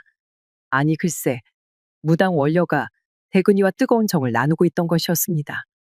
최씨 부인은 어이가 없었지요. 용왕님의 노여움을 풀어준다더니 이게 무슨 굿인가 싶었습니다. 원녀는 누가 보는 줄도 모르고 마치 구슬하듯 미친 듯이 대근이 몸 위에서 몸을 흔들며 춤을 추었고 그 춤사위에 맞춰 신명나게 자지러지는 소리를 내질렀답니다. 대근이는 그런 원녀의 몸짓에 맞춰 제대로 어울리고 있었지요. 그를 훔쳐보고 있자니 최씨 부인도 슬그머니 궁금해지는 것이었습니다. 평소 남자를 멀리하기로 소문난 무당 원녀가 저렇게 달라질 수 있다니. 도대체 대근이가 얼마나 대단하길래 저렇게 정신을 잃게 된 걸까요? 최씨 부인은 점점 더 대근이의 아랫도리 솜씨가 신경 쓰이는 것이었습니다. 인생사 세웅지 말라고. 이제는 나도 즐겁게 살아야겠다. 최씨 부인도 이제부터는 인생을 즐기면서 살아야겠다는 생각이 들었지요. 그리하여 대근이의 아랫도리 솜씨를 자기도 한번 경험해 보기로 마음먹었어요. 다음 날 아침 최씨 부인은 곧바로 대근이를 찾았습니다. 대근아, 이제 더 이상 선앙당에 가지 않아도 되겠다. 용왕님의 노여움도 이제는 풀리셨을 터이니. 아이고 마님, 그 말씀이 옳습니다요. 저도 이제 그만 선앙당 드나들고 싶었습니다. 단골레가 하도 굿을 길게 하시려 해서 아주 곤란하던 참이었습니다요. 그래. 나도 이제부터는 마음을 바꿔서 쉬엄쉬엄 살 것이니 그리할 거라. 듣던 중 반가운 말씀이군요. 잘 생각하셨습니다. 그리하여 대근이는 선앙당에 가는 대신 최씨 부인의 집에서 일을 하였지요. 대근이는 마당을 쓸며 좋다고 떠드는 것이었죠. 나가지 않고 집에서 일한 게 참으로 오래간만인 것 같습니다요. 그러냐? 편해서 좋겠구나. 에이, 마님도 참. 편해서 좋은 게 아니라 마님을 뵐 수 있어 좋지요. 대근이의 말에 최씨 부인은 가슴이 콩닥콩닥 뛰고 있었지요. 주변에 아무도 없는 것을 확인하고 용기를 내 말했죠. 그게 대근아. 사실 내가 할 말이 좀 있는데. 네? 무슨 말씀이신지요? 그때 갑자기 무당 원녀가 들어오는 것이었습니다. 그 바람에 최씨 부인은 황급히 입을 다물었지요. 아, 단골레 오셨는가. 대근이는 이제 집에서 할 일이 많아 더 이상 선앙당에 보내주기 어렵겠네만. 아니 이게 웬 말씀이십니까? 아직 용왕님의 노여움이 다 풀리지도 않았는데요. 여하튼 그렇게 되었으니 그리 알아주시기 바라네. 대근이를 데려갈 수 없다는 말에 원녀는 인상이 팍 구겨졌지만 더 이상 말을 못하고 발길을 돌려야만 했지요. 용왕님의 노여움은 핑계였다는 것을 최씨 부인이 눈치챈 것이 분명했으니까요. 그 뒤로도 원녀는 이러쿵 저러쿵 더 떠들었지만 최씨 부인은 요지부동이었습니다.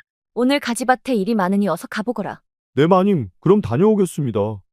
최씨 부인의 단호한 기세에서 뭔가를 눈치챘는지 대근이는 군말 없이 가지밭으로 향했지요. 대근이가 부지런히 일하는 모습을 보니 원녀도 더는 할 말이 없었답니다. 허참, 최씨 부인을 조용한 사람으로 봤더니만 이렇게 매섭게 돌변할 줄은 몰랐네요. 용왕님께서 진노하시어 최씨 부인의 어선들이 큰 화를 당할 수도 있다 하시는데. 무당 원녀는 방울을 흔들며 위협적으로 말했지만 최씨 부인은 꿈쩍도 하지 않았습니다. 그래도 마님, 대근이가 선앙당에 와서 정성을 들이지 않으면 우리 어선들은 내 정성으로도 충분하네. 단골레는 이제 그만 돌아가시게나. 원녀는 이를 악물며 최씨 부인을 노려보았습니다. 그러다 획 돌아서며 소리쳤지요. 아이고 용왕님 보시오. 이리도 무례한 것을. 앞으로 어떤 일이 벌어질지 모르겠소만 나중에 후회하지 마시오. 하지만 최씨 부인은 원녀의 말을 들은 채도 않고 대문을 닫아버렸답니다. 무당 원녀가 불만스럽게 떠난 후 산 중턱에 있는 가지밭에서는 대근이가 느릿느릿 가지를 따고 있었습니다. 더운 날씨 탓에 이마에는 땀이 흘러내리고 저고리 앞자락은 이미 흠뻑 젖어 있었지요. 바로 며칠 전 자신이 벌거벗고 잠들었던 그 원두막 옆에서 일하고 있었습니다. 그때 멀리서 누군가 다가오는 모습이 보였지요. 대근이는 눈을 크게 뜨고 바라보다가 깜짝 놀랐습니다. 아니 세상에나, 마님. 최씨 부인이 직접 새참 음식을 이고 가지밭으로 오시는 것이 아니겠습니까? 게다가 평소에는 볼 수 없었던 청주병까지 들고 오시는 것이었습니다. 대근아, 날이 이리 더운데 잠시 쉬어가거라. 술 한잔 하면서 말이다. 최씨 부인은 얼마 전 대근이가 잠들었던 바로 그 원두막 그늘 아래에 자리를 펴고 앉았습니다. 술상에는 안주로 바다장어 조림과 묵은지, 메밀전이 놓여 있었죠. 이게 꿈입니까? 생시입니까? 제가 평생 마님께 술상을 받아버리라고는 상상도 못했습니다요. 대근이의 눈이 휘둥그레져서는 어쩔 줄 몰라 했습니다. 그렇게 좋으냐? 그럼 어서 한 잔 받아라. 오늘은 편히 쉬면서 마시거라. 네 마님, 이런 좋은 술이 어찌 술술 넘어가지 않겠습니까? 대근이는 공손히 술잔을 받아들었지요. 최씨 부인은 대근이의 잔이 비면 곧바로 채워주었고 그렇게 주거니 받거니 하다 보니 어느새 대근이의 얼굴이 발그레해졌습니다. 대근이가 알딸딸하게 취기가 오른 것을 본 최씨 부인이 마침내 입을 열었습니다. 술도 참 잘 마시는구나. 그래 사실은 내가 너에게 할 말이 있어서 왔단다. 아이고 마님, 말씀하실 게 있으시다면 어서 말씀하시지요. 뭘 이리 돌려 말씀하십니까요? 그게 지난번에 네가 말했던 이불 속 입이 배고프다던 그 말 말이다. 요즘 들어 내 이불 속 입도 자꾸만 배고파하는 것 같구나. 어이구 그거 큰일이네요. 그게 배고프면 큰일 나는 법입니다요. 그래서 말인데 네가 좀 도와주면 하는구나. 눈치 빠른 대근이는 최씨 부인의 말뜻을 단번에 알아차렸습니다. 이런 걸 가지고 말씀하시기는 마님을 위해서라면 제가 불속이든 물속이든 들어갈 터인데요. 그래? 그럼 오늘 밤 다른 사람들 모르게 내 처소로 올 수 있겠느냐? 당연하지요 마님. 아무도 모르게 조심스레 찾아뵙겠습니다요. 그리하여 그날 밤 대근이는 최씨 부인의 안방으로 살그머니 발걸음을 옮겼답니다. 마님, 제가 왔습니다요. 그래, 들어오너라. 대근이가 살며시 문을 열고 들어서니 놀랍게도 최씨 부인이 푸짐한 술상을 차려놓고 기다리고 있는 게 아니겠어요. 기름기가 자르르 흐르는 쇠고기 육전에 백숙하며 거기에 파향 가득한 파전까지. 안주들의 고소한 향이 방 안 가득 퍼져 있었지요. 대근이는 입이 쩍 벌어질 정도로 놀랐습니다. 차린 것이 변변치 않지만 많이 먹거라. 아이고, 이게 다 무슨 말씀이십니까? 제가 평생 이렇게 호화로운 술상은 처음 받아봅니다요. 그래? 자, 일단 한잔 하거라. 오늘 내가 내 부탁을 들어줘야 할 테니 이건 미리 주는 수고비라 생각해거라. 마님, 수고비는 무슨, 마님 부탁이라면 이 대근이 뼈가 부서져도 해내야지요. 최씨 부인은 잠시 망설이다가 한참 만에 입을 열었습니다. 그간 곰곰이 생각해 보았는데 너의 말이 다 맞는 것 같구나. 이제부터는 나도 너에게 사는 재미를 좀 배워볼까 하는데. 참으로 잘 생각하셨습니다. 인생이 이리 짧은데 낮에 일만 하고 죽을 수야 없지 않겠습니까? 그래, 잘 말했다. 자, 음식들이 식기 전에 어서 들어라. 대근이는 말이 떨어지기가 무섭게 술잔을 비우고 마시는 안주를 연거푸 집어먹었습니다. 푸짐한 술과 안주에 취기가 돌자 대근이의 담력도 커져갔지요. 마님, 사실 전 그동안 마님을 뵐 때마다 속으로 생각했습니다요. 어찌 이리 젊고 고운 분이 계실까 하고 말입니다. 아이고, 농을 너무 심하게 하는구나. 나도 이제 30 넘어 40이 다 되어가는데. 아닙니다요. 제 눈에는 마님이 이 마을에서 제일 아름다우십니다요. 피부도 이리 곱고 눈매도 이리 고우시니. 세상이 예쁘다는 말을 싫어하는 여인이 어디 있겠습니까? 최씨 부인은 대근이의 말에 얼굴이 붉어지고 가슴이 쿵쿵 뛰는 것을 꼈습니다. 오래도록 잊고 지냈던 감정이 전신으로 퍼져나가 숨이 자꾸 가빠져왔지요. 서방님을 여의고 난 뒤로 처음 느끼는 설렘이었습니다.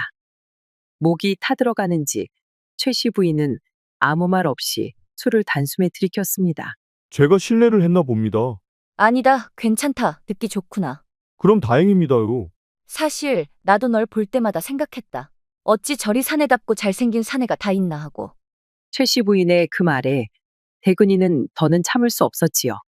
온몸이 불덩이처럼 달아올라 여기서 더 망설이다간 달아오른 몸이 폭발할 것만 같았습니다. 대근이는 과감히 술상을 옆으로 밀어놓고는 최씨 부인의 허리를 와라 끌어당기는 게 아니겠어요. 그 바위 같은 힘에 최씨 부인의 그곳에 대근이의 아랫도리가 뜨겁게 부딪혔습니다. 마님, 이제부터는 이 대근이의 아랫도리만 믿으시면 됩니다요. 대근이가 저고리를 벗어던지자 호롱불 아래로 단단한 근육이 드러났습니다. 어찌나 튼실한 몸인지 최씨 부인은 넋을 잃고 바라보았죠. 둘의 숨소리는 점점 거칠어졌고 입술이 맞닿으려는 그 순간이었습니다. 마님, 어서 나와 보셔요. 선착장에 우리 배들이 들어온다고 마을 사람들이 소리를 지르고 있습니다. 바깥에서 고시리의 다급한 목소리가 들리는 것이 아니겠습니까? 덕분에 최씨 부인의 흥은 확 식어버렸지요. 아니, 벌써 들어온단 말이냐? 다들 어디 있느냐? 마을 사람들이 죄다 선착장으로 가고 있습니다. 어서 나와 보셔야 할 것 같아요. 알겠다. 내가 가볼 테니 먼저 가 있거라. 최씨 부인은 못내 아쉬운 표정으로 자리에서 일어났습니다. 마님이 방을 나서자 대근이도 더는 안방에 있을 이유가 없었지요. 해서 대근이도 자기 처소로 돌아가고 말았습니다. 에이고, 하필이면 이런 때 배들이 들어오다니? 네, 마님 무슨 말씀하셨습니까? 아니다. 내가 무슨 말을 하겠느냐. 어서 선착장으로 가보자꾸나. 그렇게 밤을 망친 최씨 부인은 다시 한번 기회를 노렸습니다. 다음 날 아침 일찍 최씨 부인은 서둘러 고시리를 불렀답니다. 어제 우리 배들이 만선이라 하더구나. 그래서 오늘은 머슴들 밥을 잘 차려줘야겠구나. 네, 마님. 어제 고기가 많이 잡혔다고 하더라고요. 그래서 말인데, 이 더운 날씨에 고된 일을 한 머슴들에게 닭고기와 수육이라도 해줘야겠다. 네가 저작거리에 가서 사람 수만큼 닭을 사오고 수육거리도 넉넉히 사오너라. 최씨 부인의 말에 고시리가 울상이 되었지요. 아이고, 마님. 닭도 크고 수육거리도 무거운데 저 혼자서는 다 들고 오기 힘들 것 같습니다요? 그럼 몇 번 더 다녀오면 되지 않겠느냐. 아무 소리 말고 어서 다녀오거라. 하는 수 없이 고시리는 투덜거리며 저작거리로 향했답니다. 그 사이 최씨 부인은 가지밭에서 일하고 있는 대근이를 찾아갔지요. 고시리가 없으니 방해할 사람도 없었습니다. 아니 저게 누구야? 단골레가 왜 우리 가지밭에 있지? 새 참상을 이고 가지밭에 도착했더니 아니 이게 무슨 일이랍니까? 무당 원료가 벌써 한 상을 차려놓고 대근이 곁에 앉아 있는 것이 아니겠습니까? 아니 단골레는 여기 왜 있는 겐가? 용왕님의 노화가 아직 끝나지 않았으니 대근이가 잘 지내는지 살피러 왔지요. 그런가? 하필 먼 길을 오셨네. 새참도 가져오시고. 그러면서 무당 원료는 자기가 가져온 고급 약주와 안주를 대근이 앞에 내밀었지요. 대근이는 좋다고 받아 마셨습니다. 그 모습이 너무나 친밀해 보여 최씨 부인의 눈에는 불이 번쩍 났지만 아이고, 단골레가 대근이를 이렇게 정성껏 보살펴 주시니 대근이는 참 좋겠네. 마님, 그게 아니라 대근아, 이것도 좀 먹어보거라. 하며 무당 원료는 더덕 무침을 대근이 입안에 쏙 넣어주었지요. 원료는 최씨 부인을 약 올리려는 듯 더욱 아양을 떨며 대근이를 돌보았지요. 최씨 부인은 속이 뒤틀려 그만 집으로 돌아왔답니다. 그 뒤로도 이런 일이 여러 번 더 일어났지요. 낮에는 무당 원료가 밤에는 고시리가 나타나 방해를 놓는 것이었으니까요. 덕분에 대근이는 여인들 눈치만 살살 보다가 난처해지면 꼬리를 내리고 사라지기 일쑤였죠. 최씨 부인은 화가 치밀어 올랐습니다. 이제 막 즐거운 시간을 보내려 했더니 두 여인 사이에서 아무것도 할 수 없게 된 것이었으니까요. 이것들이 날 말려 죽이려고 작정을 했나. 어휴, 이렇게 안달만 내다가는 화병이 나서 죽겠구나. 아무래도 무당 원료와 고시리가 합심해서 방해하는 것처럼 보였지요. 그러던 어느 날 최씨 부인은 고시리를 불렀습니다. 너가 우리 집에서 일한 지도 꽤 되었구나. 이제 너도 나이가 찼으니 이제 혼인을 하는 게 좋겠구나. 아니, 마님. 제가 일이 가난한데 누가 저를 데려가겠습니까요? 그건 걱정하지 말거라. 내가 지참금으로 통배 어선 한 척을 내어줄 테니. 고시리의 눈이 휘둥그레졌습니다. 정말이십니까? 하지만 거기다 바닷가 논도 한마지기 더해주마. 고시리는 곰곰이 생각에 잠겼습니다. 싫습니다요. 통배 한 척으로는 바다 멀리 가서 물고기도 못 잡는데요. 게다가 바닷가 노는 바닷물이 들어와 농사짓기도 힘들고요. 그렇다면 내가 통배 말고 큰 어선 한 척과 산자락에 좋은 논 한마지기를 주마. 정말입니까? 그렇다면 얼른 혼인하겠습니다요.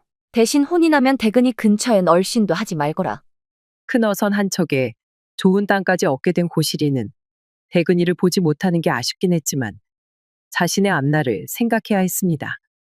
그리하여 고시리는 이웃 마을에 성실한 어부와 혼인을 하게 되었지요. 댁은 오라버니 덕에 좋은 신랑감도 얻고 배도 생기고 이제 나도 선주 안 하게 되는군요. 자기 욕심만 생각하는 고시리의 말에 화가 난 대근이가 마님을 걱정하며 말했습니다. 아이고 고시라, 너무하는 거 아니냐. 그렇게 큰 재산을 마님한테서 뺏어가야만 하겠니? 에이, 오라버니. 마님 같은 갑부한테 어선 한 척이 무슨 대수겠소. 너 같은 년은 이제 그만 보내도 되겠다. 앞으로는 연락도 말거라. 아무리 빌어도 만나주지 않을 테니. 화를 내며 대근이는 고시리를 다시는 안 보겠다고 다짐하며 뒤돌아갔습니다. 그래도 이렇게라도 고시리를 멀리 보낸 최씨 부인은 속이 후련했지요. 이제 한 사람만 더 해결하면 될 터였지요. 이제는 무당 원려와 승부를 보아야 했습니다. 마님, 안에 계십니까? 저 대근이입니다. 그래, 어서 들어오너라. 마침 집에는 아무도 없었지요. 대근이는 어디서 구했는지 은가락지 하나를 품에서 꺼냈습니다. 이게 뭐냐? 참으로 반지가 곱구나. 제 각시가 될 여인이 나타나면 주려고 평소에 품고 다니던 것입니다. 저 마님께 드리고 싶어서요. 대근이는 조심스레 가락지를 최씨 부인의 손가락에 끼워 주었습니다. 은가락지가 달빛에 반짝이며 최씨 부인의 하얀 손을 더욱 곱게 만들었습니다. 마님께서 저를 위해 큰 재산을 쓰신 걸 잘합니다. 전 드릴 수 있는 게 이것뿐이라. 아니다. 이 가락지 하나가 어선 한 척보다 귀하지 않겠느냐. 마치 너와 혼인한 것만 같구나. 둘은 누가 먼저랄 것도 없이 서로를 끌어안았습니다. 최씨 부인은 대근이에게서 풍기는 바닷바람 같은 사내의 내음에 아찔해지는 것만 같았죠. 튼튼한 그의 품에 꼭 안기니 마치 거센 파도에 휩쓸리는 것만 같았거든요. 이런 기분은 처음이구나. 저도 그렇습니다, 마님. 마치 처녀처럼 수줍어하는 최씨 부인을 보며 대근이의 가슴이 녹아내리는 것 같았습니다. 더는 참지 못한 대근이는 최씨 부인을 가만히 안아 이부자리로 데려갔지요. 방 안에는 이제 남자와 여자만이 남았습니다. 둘은 달이 뜨고 지도록 뜨거운 사랑을 나누었답니다. 하늘이 어스름해지고 일꾼들이 돌아올 때가 되어서야 둘의 사랑은 끝이 났지요. 대근아, 이런 기분은 처음이구나. 내가 왜 이제야 이 맛을 알았는지. 그렇게 좋으셨습니까, 마님? 좋다마다. 정말 새 신부가 된 것만 같구나. 그 뒤로 둘은 틈만 나면 붙어서 즐거운 시간을 보냈답니다. 혼례를 올리진 않았지만 그 누구보다도 가깝게 지냈지요. 최씨 부인은 이제야 진정한 삶의 재미를 알게 되었습니다. 하지만 한 가지 걸리는 것이 있었으니 바로 무당 원려였습니다. 고시리는 쉽게 보낼 수 있었지만 원려는 그리 호락호락하지 않을 터. 뭔가 좋은 수가 없을까 고민이 되었지요. 대근이를 노리는 원려는 실로 만만찮은 상대였습니다. 괜히 잘못 건드렸다가는 대근이만 홀라당 뺏기지 않을까 걱정을 하였지요. 최씨 부인은 한참을 고민하다가 마침내 결심을 하고 선앙당으로 향했습니다. 원려야, 안에 있는가? 아니, 마님께서 웬일이신가요? 설마 대근이 때문에. 대근이 문제로 서로 감정이 좋지 않았던 터라 원려는 최씨 부인이 찾아온 것이 무척 뜻밖이었습니다. 마음 같아서는 쫓아내고 싶었지만 무슨 얘기를 할지 궁금해 안으로 들였지요. 그래, 무슨 말씀을 하시려고. 대근이 말일세. 양보해줄 순 없는가? 최씨 부인이 단도직입적으로 말하자 원려도 물러설 수 없었지요. 아니, 용왕님의 노여움을 풀어주는 일도 중요하지만 그보다 대근이가 제 마음에 드는 걸 어찌합니까? 남녀의 정이란 건 다른 문제 아니겠습니까? 처음엔 용왕님 진노가 어쩌고 하더니만 이제는 그런 말도 않고 자네가 뻔뻔한 줄은 알지만 암튼 나도 대근이는 포기할 수 없네. 아니 못하겠네. 원려는 아주 필사적이었습니다. 심지어 자기가 지금까지 모은 것들을 내놓겠다며 대근이를 양보해달라는 말까지 했지요. 하기야 대근이를 겪어본 최씨 부인은 그런 원려의 마음이 이해가 됐습니다. 자네 마음도 이해가 가는구려. 그렇다면 내가 한 가지 제안을 하고 싶은데. 어떤 제안이신데요? 최씨 부인은 원려의 귓가에 바싹 다가가 속삭였습니다. 처음에는 눈이 휘둥그레졌던 원려의 얼굴이 이내 붉어지며 입가에 미소가 번졌고 마침내 고개를 끄덕였답니다. 집에 돌아온 최 씨 부인은 대근이를 불렀습니다. 마님 부르셨습니까? 그래. 지금 선앙당에 가서 단골레를 도와주고 오너라. 네, 마님. 이 밤에 선앙당에 다시 가라고요? 당황한 대근이는 눈을 굴렸지만 최 씨 부인의 표정이 워낙 단호하여 할 수 없이 선앙당으로 향했답니다.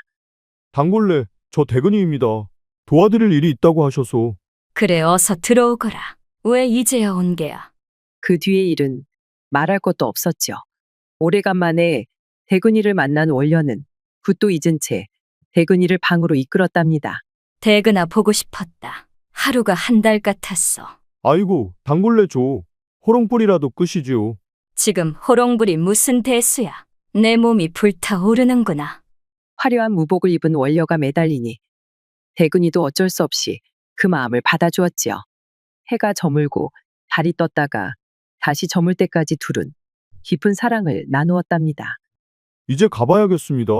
그래, 오늘 수고했다. 다음에 또 보자꾸나. 원녀는 대근이에게 좋은 술과 안주를 싸주었고 대근이는 떨떠름한 얼굴로 그것을 받아들고 최 씨 부인의 집으로 돌아왔지요. 문 앞에는 최 씨 부인이 기다리고 있었습니다. 이제 오는구나. 그래, 단골레의 외로움을 좀 달래줬느냐? 아이고, 말씀하십시오. 이제 완전히 풀어진 것 같습니다요. 그래, 수고했다. 자, 들어가자. 아이고, 이제야 좀 살 것 같습니다. 허리를 두드리며 대근이는 최 씨 부인을 따라 집으로 들어갔답니다. 아니, 이게 웬일로 집이 왜 이리 조용합니까? 어선들을 전부 다른 선주들에게 맡기고 선원들도 다 보냈단다. 대근이는 눈이 휘둥그레졌습니다. 최 씨 부인이 모든 어선들을 다른 선주들에게 맡기고 선원들도 모두 내보냈다는 것이었지요. 이제 이 큰 집에는 대근이 하나만 남겨두었답니다. 이제 이 집엔 너와 나 둘뿐이다. 네, 그렇습니까? 왜 그러느냐? 조용하고 좋지 않으냐? 아, 아닙니다. 저도 아주 좋습니다. 그러자 최 씨 부인도 흐뭇한 듯 웃음을 지었지요. 그래, 너도 좋다니 다행이구나. 이제 안으로 들어가자. 제 방은 저쪽인데요. 에이, 무슨 머슴빵은. 이것 좀 보거라. 최 씨 부인은 달빛에 반짝이는 은가락지를 대근이에게 보여주었습니다. 너가 준 이 가락지. 이제는 우리가 부부 사이나 다름없다는 뜻 아니더냐? 그러니 이제부터는 안방에서 내 서방 노릇을 해야지. 아이고, 마님. 이제부터 낮에는 단골레와 함께 지내고 밤이면 내 서방으로 안방을 지키거라. 대근이 얼굴이 사색이 되었지만 이미 그의 운명은 정해진 것이나 다름없었습니다. 그렇게 대근이는 낮에는 선앙당에서 무당 원녀와 밤에는 최 씨 부인의 서방으로 지내게 되었죠. 그렇게 세월이 흘러 다음해 봄이 되었을 때 마을 사람들은 또 다른 이야기를 하기 시작했답니다. 이번엔 들었나? 최씨 부인이 어선을 10척이나 더 늘렸다더구먼. 그렇다지? 단골레도 이제는 큰 선앙당을 짓고 더 큰 구판을 벌인다고 하대. 허이고, 그런데 대근이는 얼굴이 왜 저리 피죽도 못 먹은 놈처럼 희멀건해진 거야? 그게 그 녀석 복이지. 이 마을에서 제일 잘난 두 여인을 모시고 사는데 몸뚱아리가 나만 하겠는가? 이 이야기는 지금도 충청도 태안바닷가 마을 어귀에서 간혹 들을 수 있다고 하네요. 두 여인의 사랑을 한 몸에 받았지만 그 사랑이 과했던 탓일까요? 대근이 얼굴은 점점 더 하얘져만 갔답니다. 하지만 최 씨 부인과 무당 원녀는 날로 더 젊어지고 아름다워졌다고 하지요. 그들의 웃음소리는 매일 밤 바닷가 마을에 울려 퍼졌답니다. 어쩌면 지금도 태안 어딘가에서 그들의 이야기가 이어지고 있을지도 모르겠네요. 이래서 남자들은 욕심을 너무 부리면 안 된다니까. 하지만 그 녀석 팔자는 참 좋긴 했지. 그렇게 태안 바닷가의 달달한 사랑 이야기는 끝이 났답니다. 야다마 씨의 다음 이야기를 빠르게 시청하시려면 동그라미를 클릭하여 구독을 눌러주세요. 감사합니다.